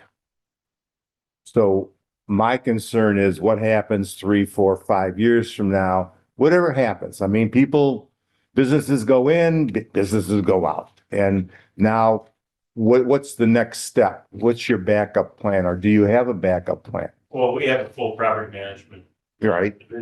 company that takes care of issues that go along with our tenants. For property management. Yes. Okay. But what happens if this company decides to go back to England? What's your backup plan? You're gonna own the property, right? Yes. So now, what alternative use? At that point, we would just look for another tenant or put the building up for sale. And that would go again to the use variance or the use exception. Right. That would allow everything to revert back to the B1 zone. Right, just something we have to think about. I mean, you got enough mountains We always behind have a there, company, there's always got to, especially in real estate, there's always got to be an exit plan. right? But, you know, for our purposes here, our expectation is not to have the business exit early. Typically, we require longer leases with our tenants. But I can't see the future and I don't know what would happen. So, in that instance, if they were to vacate the property, then we would weigh our options, whether it would be take in another tenant that fit into the B1 zoning. There'd be a second floor on the building, which I think would be more attractive to other people, and then gauge whether we bring someone else in or if we just sell the building. Well, I agree with the council that it's a great idea and we need it. I just question whether this is the right location. Thank you, Mr. Ringo. Thank you very much. Mr. Mayor, can I ask just a question? Of course. I have here, so the operation could accommodate approximately 179 students? Yes. Yes. Well, that's a lot of traffic. A lot of drop-offs, a lot of pickups, and you got a school nearby. We need a traffic study. Mr. Egan, is there anything else you'd like to advise us of? We sincerely appreciate your time this evening. I do understand, you know, the apprehension. I do understand the mountain that we're in front of. And I don't take that lightly. The company that we're proposing to put into this building is very adept at being in this type of an urban environment where similar things are in play, such as a second floor rooftop play area. They call it a play garden, parking challenges, things like that. If you look at some of the properties that we're looking at in Chicago, very similar issues going on. But they are committed to these types of properties and they like them very well. We do have a full acquisitions team that is searching all these areas that I've talked about, and looking for the best possible and also backup properties if we can find them. The challenge in Grosse Pointe is that there's such a limited commercial use that we can't find them like we would like to. So we are committed. We want to make sure that it's successful for the community and successful for the tenant. And I appreciate the time that you guys have offered to us and to consider it. Thank you very much. At this time, stand by if you would. I'm going to invite members of the public under public comment, this is required by law, to come up one at a time. If you have a comment to make with regard to this preliminary site plan, please step forward, give your first name, please spell your last name and your address is required, please, if you would. Please. Thank you and welcome. My name's Wendy Sobel, Soubel, and I live on Lothrop, 61 Lothrop. I'm sorry, what address on Lothrop? 61 Lothrop. Thank you. Corner of the boulevard. Thank you. I emailed all of you yesterday. We've been at the Points a long time, 40 years. We moved here in 2016. We know the Hill well. Our daughter has her office in the Punch and Judy building. John, my husband, was a partner in the building and owned the building that Jumps is in. And our attorney is in one of the buildings on Kercheval. I'd like to see all of our business areas, whether you're talking Kercheval in the park, the village, the Hill, Mack Avenue corridor, be vibrant and lively. I think that's good for the whole community. I'm excited at the prospect of the vacant building being developed into Childcare. I know more due diligence is needed and some good things have been going up here, but I strongly encourage the council to move forward as quickly as possible and with the mindset of how do we make this happen and why young families need this. My husband and I are retired. We don't want to raise kids anymore, but we had to take care of our granddaughter the first 3 months of her life because there was no good childcare available for our kids to turn to. I think the community exists. I go to a lot of board meetings. I hear time and time again how we need to stabilize our student population or increase it. It's hard to see how we're going to do this if we don't make it a place that couples want to come. And I think good childcare would be part of this. I think on the whole, the businesses would benefit. Parents are excellent at multitasking. I remember that from people will schedule their professional service appointments around the drop off and pick up. They'll stop for a haircut, they'll pick up a cup of coffee, they'll get a gift for somebody. I think the businesses will actually get more business as a result of people being there doing something other than what is largely a professional service district. There's a few restaurants and other things. Rite Aid has approximately 186 stores in Michigan. Most of them are pretty large and most of them are still vacant, even though they declared bankruptcy, I think in summer, maybe 2024. A few do have new tenants, but it's a darn few. And they've got health patient like urgent care type facilities or clinics, single tunnel car wash. I don't think that's going to work on the Hill. Kroger, O'Reilly Auto Parts. A few are being developed into multi-use with the hopes that they'll get coffee houses or restaurants. So I drove through the Hill today and it's, like I said, it's mostly professional services and a restaurant, a few retail shops. Do we need more of those? I guess that's one of the things you'll be deciding, but let's not let this huge building sit empty and further deteriorate. Let's use it for something different, something creative, and something that will really address an important need. Thank you. Ms. Coble, thank you very much for coming. Appreciate you. Anyone else, please? State your name and your address, please. Thank you. First off, congratulations to everyone who was reelected and joined with you. Thank you. Congratulations. Here now. Thank you. Thank you very much. My name is Christine Jacobs. I live at 176 Moran Road. I am rising today to talk in support of your continuing to explore the daycare, early childhood center at the post-grade location. To give you a sense of who I'm representing when I come up here, there's a very large online community, you might not be aware of it. It's called the Grosse Pointe Working Moms. It's 5,000 working women in the Grosse Pointe Harbor Woods area, and it's probably the most connected local. When I shared with them the initial Grosse Pointe news story about the potential of this development, I cannot tell you hundreds of likes, comments, all so positive. And they asked me to come to kind of present them, to say, please continue to explore this. There is no infant care in Grosse Pointe. There's practically no infant care on the east side of Detroit.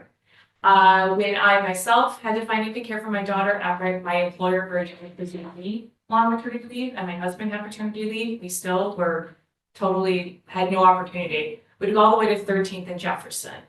Then, and this is actually a personal experience almost every working parent in Grosse Pointe has, in the middle of January, when it's probably -5 degrees out, your husband, because usually your husband has to do this, goes to Assumption and waits out in the dark in the middle of the night as early as 2 o'clock in the morning to line up to get a coveted spot there. And the ages that start there is 1 year old. There is no infant care at Assumption. That is the closest, largest facility similar to the one that's being proposed. So I just want you to, I know it's, I agree with you, Mayor Pro Tem, or actually, Councilman Wilberding, that there's a lot of emotion in this topic, but I also think we shouldn't also discount that either. I'd also say too, this great economic proposition here. Since the Reading is closed, there's a lot less foot traffic and people doing errands and running into the Hill. There just has to be. And parents you have a guaranteed couple hundred families a day coming with their children. They're gonna run an errand. They're gonna go get a coffee. They're gonna actually, honestly, I think with the parking study, I think you'll be surprised to learn that like parents will be doing dual drop-offs at Richard and this, and they actually will get two birds with one stone. I can tell you for a working parent, the joy of having just one drop-off, and the logistics of, you know, that, making it so much simpler, I think would be so well received. I'd also say too that daycare drop-offs are very different from school drop-offs. School drop-offs are it's a very small window, and you cannot park, you've got to keep going. You know, there's staff out there, there's police helping. Daycare drop-offs, there's a much bigger window. And I'd say a 6 a.m. start, that too would be unprecedented in this area. I know the hospital workers who are right there would probably be thrilled. And I'd also say too, for the folks, the business owners in the community, I do believe there'll be more foot traffic. And I also think it's a great opportunity for your employees. If I had a job opportunity to work on the Hill and I could also drop my child off across the street and know that he or she is there, and I'm still breastfeeding, I could pop over, you would take less salary, you would do all the things to make that job work. So I just want to broaden everyone's horizons and thoughts about what this development could be, and what it actually promises working families, working professionals at Grosse Pointe, who honestly, this is such a struggle. Every day there is a woman on this working moms group looking for daycare or informing us the nanny didn't show up or their child's sick and they don't know what they're going to do. So having a place like this that actually sounds like high quality and is offering also enrichment, language lessons for 5 or below, you're going to get people from all parts of the east side coming here and coming to the Hill and having lunch and staying and getting coffee, and looking at the financial services firms. So anyway, I just wanted to share that. And thank you. Thank you, Ms. Jacobs, very much. Anyone else would like to be heard on this issue, please? My name is Elise Coyle. I live at 278 Merriweather. However, I'm here mainly on behalf of my mother, who is 90 years old and has lived on Radnor Circle behind the Hill since probably like 1967, I think.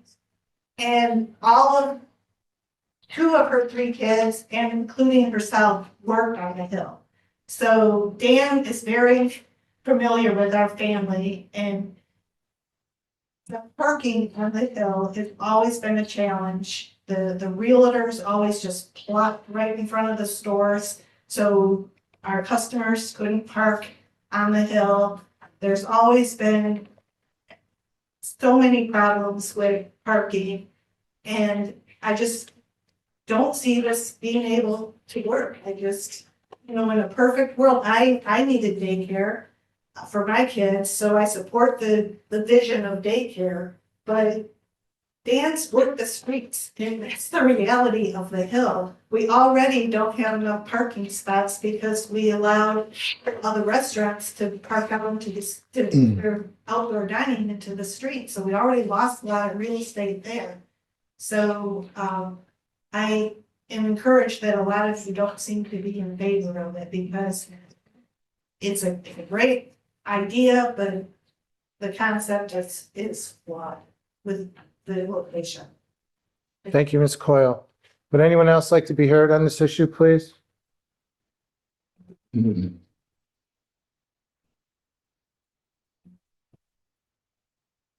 evening. Good evening, Margaret O'Connell, 53 Radnor Circle.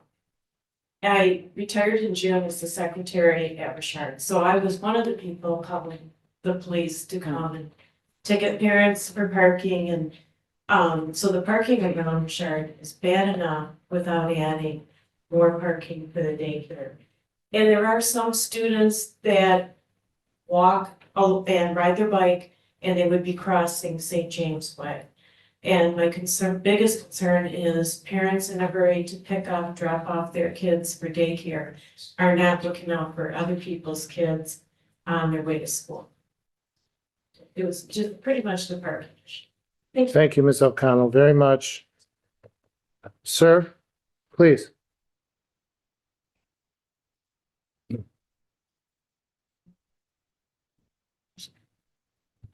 Mr. Russell, good evening, sir. Good evening, Mayor. Richard Russell, 882 Lakeshore Road, Grosse Pointe Shores. I'm also the business owner at 87 Kercheval on the Hill. 25 years ago, I was standing here And I had bought the optical library, which is a small little store, and I wanted to build a 4,000 square foot building. Should be like 20 spots, according to the ordinance. One spot for every 200 square feet. That created a firestorm. The city council actually put a 1-year moratorium on new construction on the hill. And they did a parking study. They started counting parking spaces. They're going, we got a problem. Well, they'll discover what we call shared use. So some of the parking spots that you use during the day, you go home, and then the restaurants would use them at night. Okay, so they granted me, but in the meantime, I ended up buying the old Hamlin's Market next door to the optical library and built 10,000 square feet. 9,000 usable, and I was granted 45 spots. After that, the council decided, hey, the hill's full, we don't have parking. The farmers instituted a escrow, a parking escrow, I believe. It's a $5,000 per spot. I think it was that much, but. I think it's went up to 7. By this, I think the last approval would have And been, it was 7. yeah, the last approval would have been, for Flyleaf, and I think it was 7,000. Okay. This building, and I think that escrow started with, my cousin Ed Russell down at, the old dealership where his office is right now. Then he's at the other end of the block. He's got a big building down there, so he's putting some money into the escrow. Parking lot hasn't gotten any bigger. And we haven't acquired any additional empty flat surface lots to accommodate more parking. There was a big study back in the day about putting a parking deck on top of the whole lot. It was cost prohibitive. Okay, we just couldn't have it. Okay, so my concern is we don't have enough spots. This building's 17,000 square feet. Probably have to use the parking zoning based on current zoning, not use, additional use, because it might revert back. And if you have 17,000 square feet divided by 200, that's 85 spots. Now, clearly, Rygate has a few of those spots already in use. I don't know how much it is, but there is some spots allocated to the first floor already. So the petitioner would have to come up with 7,000 times 150. Just up and down money for breakfast. Yes. Okay, but we don't have the spots. There aren't 50 spots. Go by there on Thursday afternoon, but everybody's in there, at the restaurants or getting their hair done, whatever's happening up on the hill. Thursdays and Fridays are really the toughest spots to find a spot. And that's my major concern. Mr. Russell, thank you very much for coming this evening, sir. It's good to see you, sir. Would anyone else like to be heard on this issue? Mr. Egan, if you could pop forward, I have I'm sorry. Mr. Donaven, you have a comment, sir?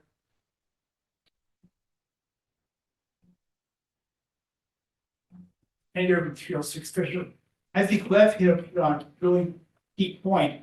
It's traffic both school and coming down the same area. So much traffic at the same time, it's gonna be a real concern in this whole location. So that's one of the big things that's real concerned. This traffic plus the exiting from that lot. For these two facilities. Thank you. Thank you very much, Mr. Durbin. Nice to see you as always, sir. Anyone else have a comment? Mr. Egan, if you could step forward real quick, I have a proposal that I'd like to make to you and to our city council if they will go for it. We sincerely appreciate you being here tonight. I've done a lot of background research myself into your proposed client in the way that they do business in the United Kingdom, the awards they've received, and I'm a huge fan of early education. The younger the better, as far as I'm concerned. There are a lot of questions to be answered still. Parking, hours, liquor control, security, things of that nature. Would you be willing to go along with my idea if somebody was able to, in support of making this motion, I would like to table this to our January meeting. I would like to ask through our city manager that there be further studies conducted with regard to traffic flow in the mornings, literally to have observation there, to get additional questions regarding Liquor Control Commission issues, to open it up again to our residents, to give them notice via letter, email, appropriate purposes, with regard to the issue coming back. And my proposal again would be that we would table this consideration of preliminary site plan review for 107 Kercheval until our meeting in January. I think it may be a very good idea if I'm reading the tea leaves correctly, sir. Would you be so willing? Yeah, absolutely available to it. Thank you. Is there a member of council that would be willing to make a motion to table the consideration of the preliminary site plan for 107 Kercheval until our regularly scheduled meeting in January 2026? So moved. By Mayor Pro Tem Soroka. I apologize. Support by Councilman Ritchie. Any further discussion? All in favor, please signify by saying aye. Aye. Opposed? The motion carries. Thank you so very, very much. Thank you. We appreciate the public comment. As I indicated earlier, we are going to do all of this in a transparent manner with a lot of opportunity. And Mr. Jensen, you'll be right back. Thank you, sir. We'll continue on, please. Thank you very much, Mr. Egan, sincerely, sir. Thank you for being so well prepared. I know some people have been very, very patiently waiting for number 9 on our agenda, consideration of design build services for the new Pier Park Pool and Bathhouse. I'd like City Manager Reside to tackle this issue, please. Great. Thank you, Mr. Mayor. As I think most people are aware, certainly council is aware, at our last meeting, City Council did approve a preliminary site plan for redevelopment of the aquatic facilities at Pier Park, specifically the pools, splash pad, and bathhouse. We've also approved the hiring of Barton Mello as our construction manager for that project. Sam Easter is here actually this evening, and we've had very good productive meetings with the team, including Chris Blake from the Blake Company, who was involved with the initial design and schematics for a new bathhouse. And we've also had involvement from Grosse as our city our planner, and with Berzini Aquatics, who helped us from the onset with the various potential layouts of the pool facility. After discussions and consultation with Barton Mello, we're recommending that council would approve a design build for both the bathhouse and awarding that design build to the Blake Company. Further, we're recommending awarding a design build for the pool facilities to Berzini Aquatics. And the reason being twofold. One, for the Blake Company, they have, I think, the most knowledge of the facilities at the Pier Park. They've, I think, been involved with the construction of everything within the park, including the community building and the field house, or the activity building, or the activity building, and so forth. They've got an excellent reputation in the area. Our building department has worked with them extensively and have noted their work, which is done well, on time and on budget. So that would be the first request. Berzini is recommended for design build, again, because of their expertise in this area. They have a very good reputation, came highly recommended by Grosse and Barton Mello. Not only that, they have been involved from the onset. So they really have a good knowledge of our facilities, and they can hit the ground running. And so those are our recommendations. I would invite Sam, if you want to make any brief comment in addition to that, and at least introduce you to let you introduce yourself to the group. Good evening. We've had many discussions, as stated, about the options with which to do public work. The design build approach is the most expeditious approach to do construction, with the desire to do your pool renovations next summer and given the time constraints that the project would be under, design build would be the optimal solution for getting the design and built by both the designer and the contractor. Bergini is one of maybe 2 or 3 other qualified pool designers in the Detroit metro area, perhaps even in the state itself. The problem you have is if you have one pool company design, no pool system is alike. It would be difficult to get the other contractors to bid a pool and be competitive. And so it makes sense to have a design build solution with Berzini providing a step one, here's the design, and then after review, Cornell would also offer estimating towards what Berzini is recommending for the design to make sure that their quote for the second phase of the construction would be within industry norms. Great.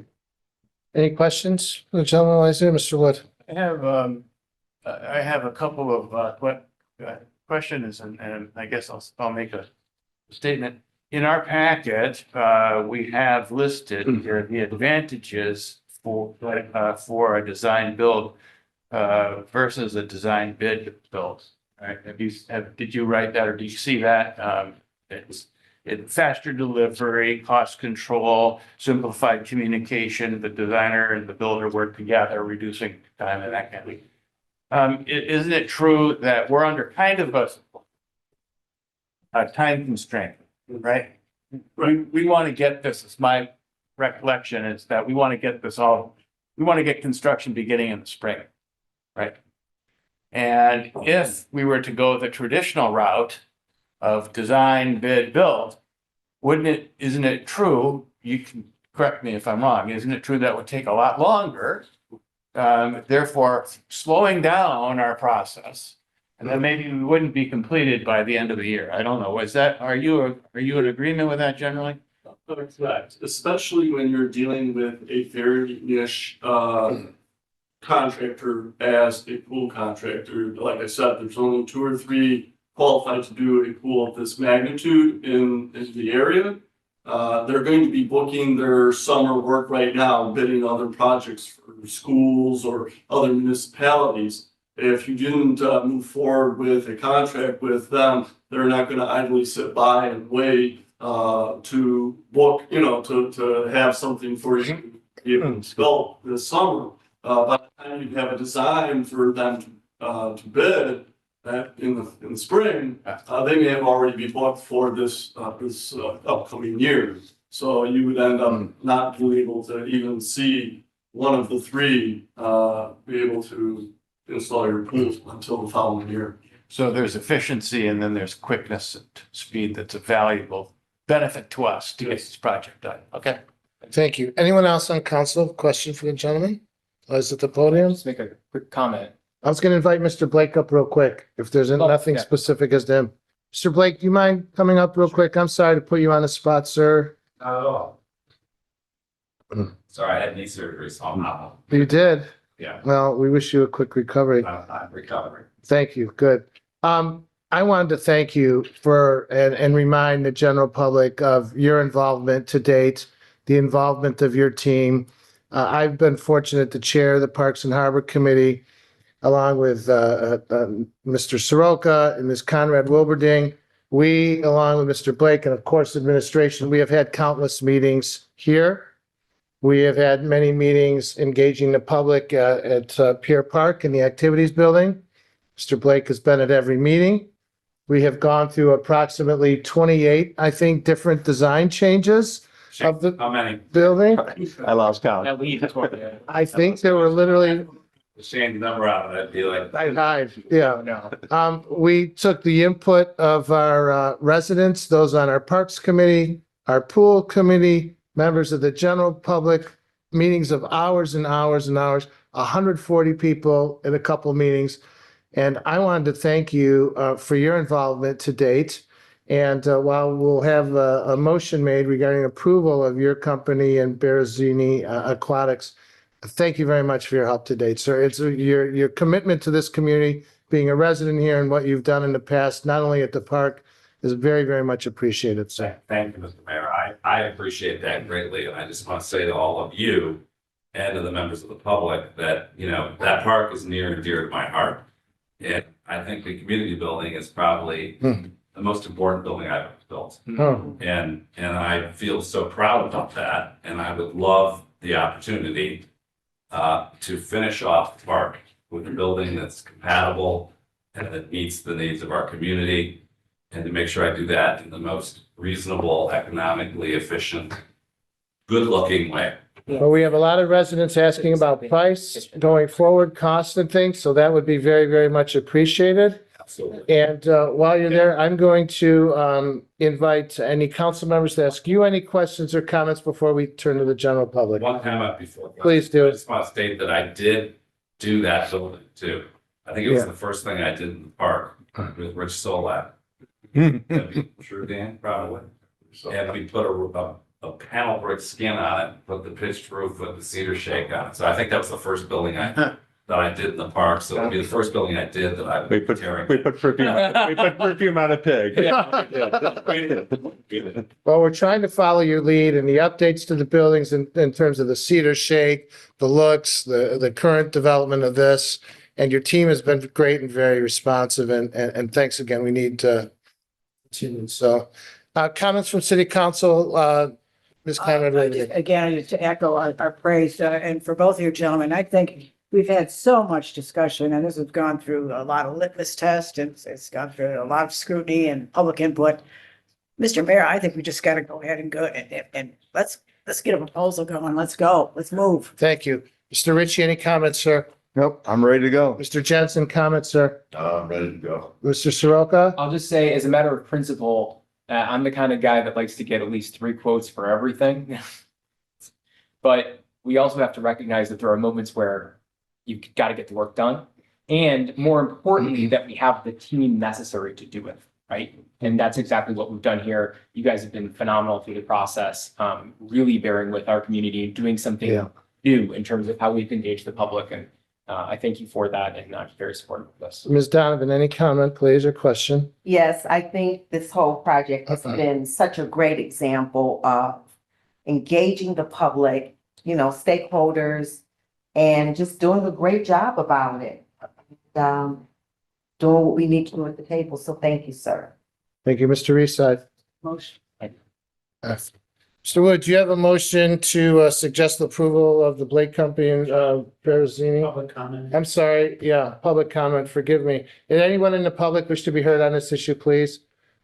Mr. Dervin, please step forward. Name and address for the record once again, so we're clear.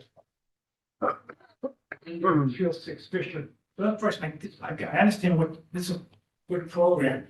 How we have to be careful on costing this issue, because again, you brought up bids, make sure that really we are getting the expensive project that's going to be done. Please. You know, I'm hunting to Mr. Reeside. Yeah, I can respond to that. So we do have, you know, kind of an anticipated budget for the various parts of the, you know, based upon, you know, cost estimates. We've gotten through our planners in Barton Mello.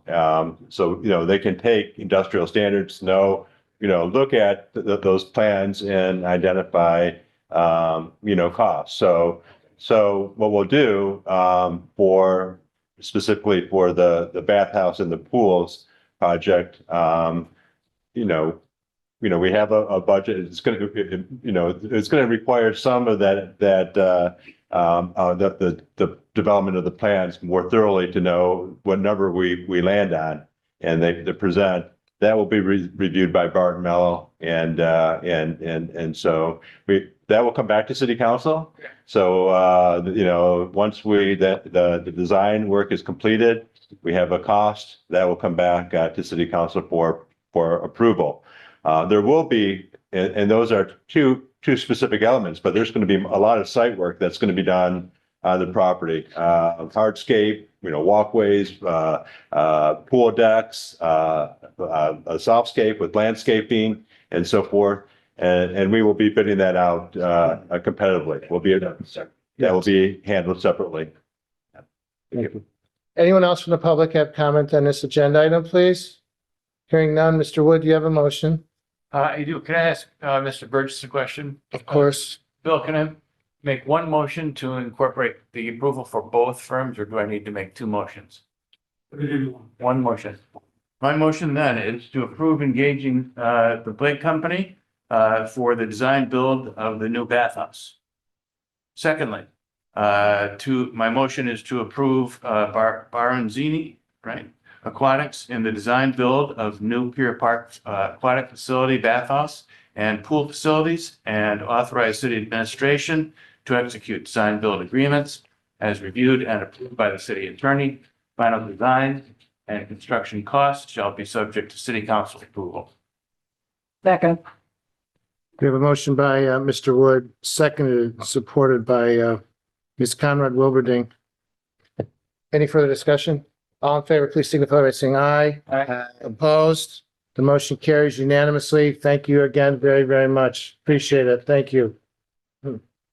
Next, I owe some apologies, I think, to the gentleman from Nickel and Saf. Item 10, consideration of a request to approve a one-year contract for property and liability insurance for the city of Grosse Pointe Farms with Nickel and Saf.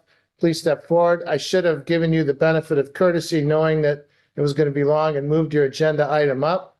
My apologies. But will you give us a very brief background as to the proposal for our liability insurance for the city of Grosse Pointe Farms, please? Whether or not there's an increase in the amount of the increase. Yes. Congratulations, everybody. And again, to the people that were already members, congrats to be elected. My name is John Johnson. I'm with Nickel and Saf Insurance. We take care of 4 out of the 5 points in the area. We went through the renewal process, and if you remember last year, we did a dedicated full overview of all of your exposures. And at that, we included judicial liability onto the bracket of coverages that are included with this proposal renewal. You requested the additional amount. We increased the premium by 9.04%. or $39,000. This is based off of your rateable expenditures, which come within your annual budget you guys utilize. Also pertaining to a couple increases within your actual assets that you own. That's how we factor those things in. Included with people that handle money, which are Class A employees. So that's all within the executive summary pertaining to the actual increase of what we did this fiscal year. Notable coverages that need to be announced is the sewer backup. As I've read through the paper that the Great Lakes Water Authority and the city itself are still on a line back from the 2001 occurrence. We do have the full $10 million sewer backup limits that come into play. Liability is different than attorney fees. So attorney expenses are outside the limit if there were to be a claim under our policy. So we've got that 10 million, and attorney fees can go as high as possible. All of your traditional liability exposures are covered, plus some nuances and ancillary ones. The traditional ones would be like your public officials, your general liability, your law enforcement liability, employment practices, and so on. The ancillary coverages that we speak of would be your judicial liability, which we did add you as a named insured along with the judge. And we have the shores on the policy as well. So it's a dual split policy where the Grosse Pointe Shores does not have dedicated judicial policy. You're the ones that are controlling that, but they're named insured on there as well, just in case there's a lawsuit by that judge itself. Our policy would come in force and enact and be the defense for that case. We have seen this go in front of the judicial tenure before, excuse me. And we're going through a process right now with one of our insureds pertaining to the judicial liability. It is prevalent, it is necessary. So I'm glad we added that onto the policy. There is something that we have included, which is your drone liability. As you guys are well aware, the problems that could occur and, the training that goes into being a aviation specialist, that is included in the total fiscal premium that we're providing for you as well. Just to highlight one more thing, essentially the city is still self-insured for MOLL coverage, which is Marina Operators Legal Liability. You are the only ones that I take care of that we do not provide that Marina Operators Legal Liability. There's a service that comes to having those docs or slips, as you say. The service that we're providing is the electrical and the sewage cleanup. If there were to be a problem, we deemed it as a city to continue that self-insured standard, which is completely acceptable on your behalf. You guys get to choose your risk tolerance. I abide by your risk tolerance, but I have to bring that to the forefront for everybody's knowledge on that. Other than those things, I appreciate Tim working with me on a day-to-day basis, Shane stepping in as well. It's great. I deal with Michelle, and everybody is so great to work with. Providing the certificates. I believe I read over a recent contract of yours to assure accuracy and compliance. Those are general things that we're supposed to, that come within the package policy price that we provide you. I don't know if you've been paying attention to the Oakland County papers lately or anything like that. There's a huge lawsuit going on with a prior insurance provider that was within the Grosse Pointe areas by doing some ancillary things that are not allowed. We are in full compliance with the state regulations and provides any documentation request that we have to show you the compliances that we are. I'm a certified insurance counselor. I was one of the youngest ones to obtain that in the state. I'm a certified risk manager as well. These are both nationally recognized designations that I like to bring to the forefront that I add value to that's free because I care about what I do and I love what I do and I enjoy working with people that I work with. Nice. Does anyone on council have any questions for Mr. Johnson? I do, sir. Mr. Soroka? Yeah, okay, so I have a couple of questions, one for you, but actually it's probably just more for the council. So number one, from a city management perspective, if we're covering the shores judicially, are they going to kick in any amount of money for that? Yeah, we do charge them Okay. for the service. Second of all, there was two items that were in the letter that were worth noting. The main one that was concerning me was it sounds like we including the terrorism coverage under the current the $470,000 quote. I feel like this is a 1.5% higher premium. And I would, if it were foreign terrorism, I'd say well, ignore it. But as the letter documents, it looks like this also now covers, thanks to federal legislation, domestic terrorism as well. And I think that we live in an age where anything can happen, and I would want to make sure that our city is protected in the event that there were some sort of, frankly, more likely a domestic incident. And for another $7,000, I think it might be worth it. Thank you very much. Ms. Donaven? Yes, Mr. Mayor, that was my question as well, since the agent recommended it, why we were declining it. I recommend it because I recommend it to everybody. We haven't seen a case of this prior to the 9/11 deal and then you have the races out in Boston and that sort of deal. We don't see it often. It's just something that I do recommend as a base. I'm not going to tell you you have to take this at all, period. Again, it's just a recommendation. Thank you. Mr. Issa? And we did discuss that. I think one of your thoughts too is often when you have this type of terrorism, either foreign or domestic, that the federal government does get involved generally and provide financial support and backing.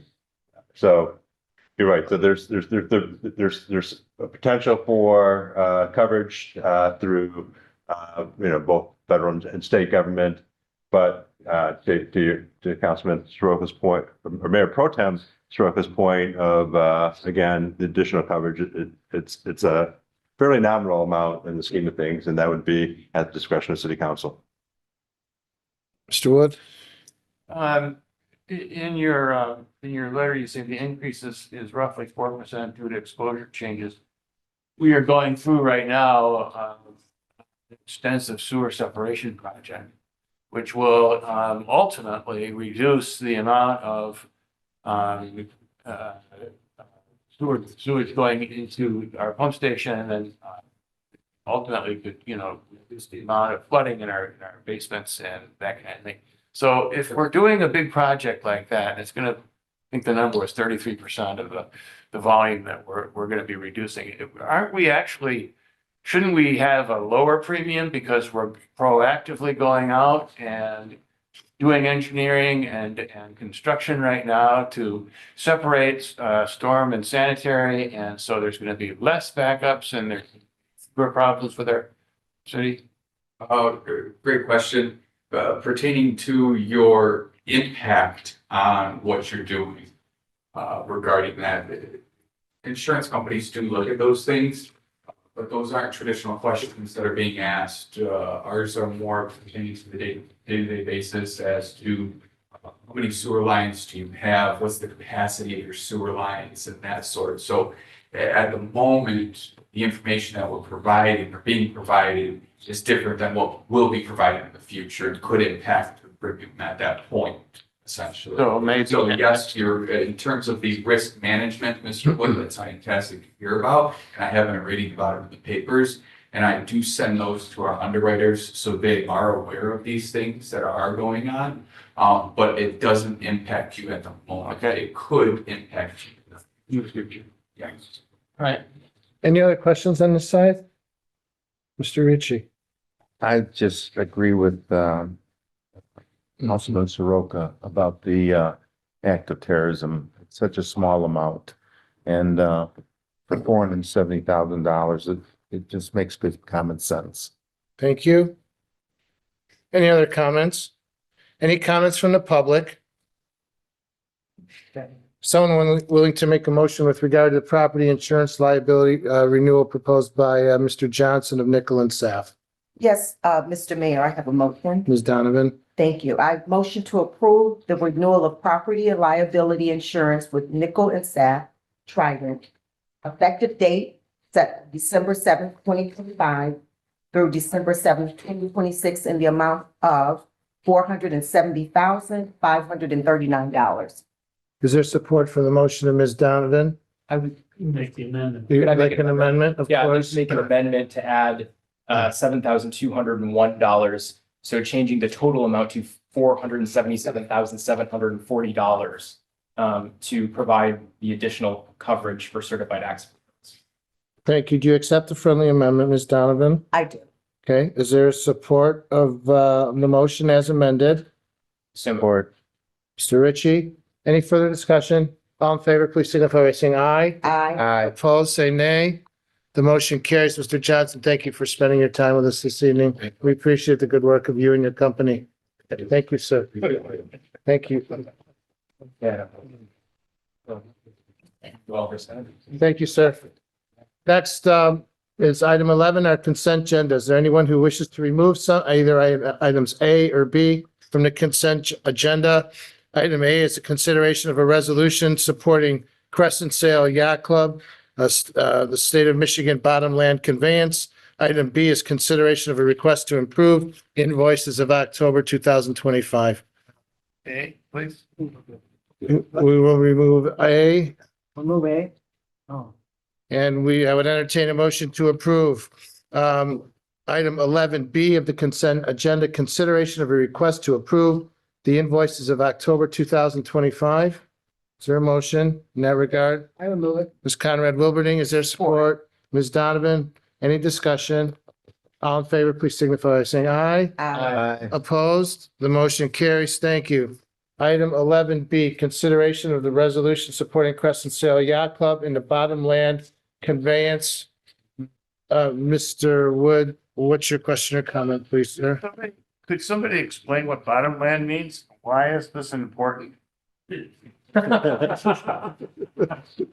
Asking the critical questions, Lev. I think it's a DEQ requirement from the Michigan Department, from Eagle, so to speak. I will let Mr. Reside further. I think it's standard for all marine type of harbors across the state of Michigan and beyond. So marinas are, the area in that waterway, is public land, state land in a sense. And so, the state requires to use those marina facilities, a lease of those lands. And, we actually do the same thing with our Pier Park. We actually are paying, we are leasing bottom lands from the state of Michigan, to operate our harbor at, Pier Park. And so this is a similar, requirement for the private club. All right, so bottom land actually really is like sand and mud and that. It's Yeah. bottom land. Yes. that We're leasing. Yeah, Yes. look, it's. Yep. Oh, I'm gonna really read that 1927 Numbers explain. contract here. Is The other question, the other. You read that shows up. It does say in the resolution that Louis is our mayor, well, and Yeah. Mayor Pro Tem. So does that get changed or does that? Because it needs to be changed. We'll correct that. That's all. Thank you. Any discussion from other council members regarding the proposed resolution? Any members of the general public wish to comment on this? Is there a motion to approve the proposed resolution with amendments to reflect the current makeup of city council and involving Crescent Sail Yacht Club as presented in our packet? I'll make that. Mr. Wood, is there support of Mr. Wood's motion? Support. Mr. Ritchie, any further discussion? All in favor, please signify by saying aye. Aye. Opposed? The motion carries. Thank you very much. We will receive the 2025 Public Safety Report and the financial report is enclosed within your packets. Mr. Reside, is there anything else that you'd like to bring to the attention of the public and us? It's just very brief, a construction update. I know there's a lot been going on throughout the summer and, wanted to report on our sewer project, particularly as it relates to the gravity main that went down Konrad-Wilberding. I'm pleased to say that, that phase of the project is coming closer to conclusion. The final layer of asphalt on Konrad-Wilberding and Lakeshore and on Kercheval is scheduled to be laid this week, Wednesday through Friday. They've also are doing lawn restoration, sod work, and so forth this week on Konrad-Wilberding. Work continues on now going towards the force main and starting off of Chalfont towards going east and additionally working from Kercheval going west from that end. So from both sides where will ultimately converge. And that project is actually moving I think quicker than anticipated. So that's been positive. As our road our annual road program continues, we're scheduled, believe it or not, at one point to finish that up today. But weather didn't cooperate. Weather is expected to get better this week. Temperatures higher, and so the final layer of asphalt will be laid on Kercheval. I'm sorry, on Kirby between Kercheval and Grosse Boulevard, and on Carmel and Christine. The one area that did not get completed this year as part of our road program was the area of Meriwether that we had intended, and that was partly due to more extensive concrete work in some of the other areas. In addition to that, we discovered more lead lines on Meriwether than we anticipated. So we're doing that work now. Those lead lines are being replaced this fall. And so that will be really our first project in spring to complete that section of the roadway. That's my Thank update. you. Mr. Ritchie, comments from City Council, please. Thank you. Any timetable on the islands as far as reconstructing them and the turnarounds. I get a lot of questions about that. Yeah, and that is happening now. They've already put in some of the curbing and the concrete base on Lake Shore, and they'll be putting, so that will be completed this year as well. This year. Okay, great. Some of the planting, they'll be putting the sod in, there'll be some trees that will be planted in the spring. All right, good. Ms. Konrad-Wilberding, please.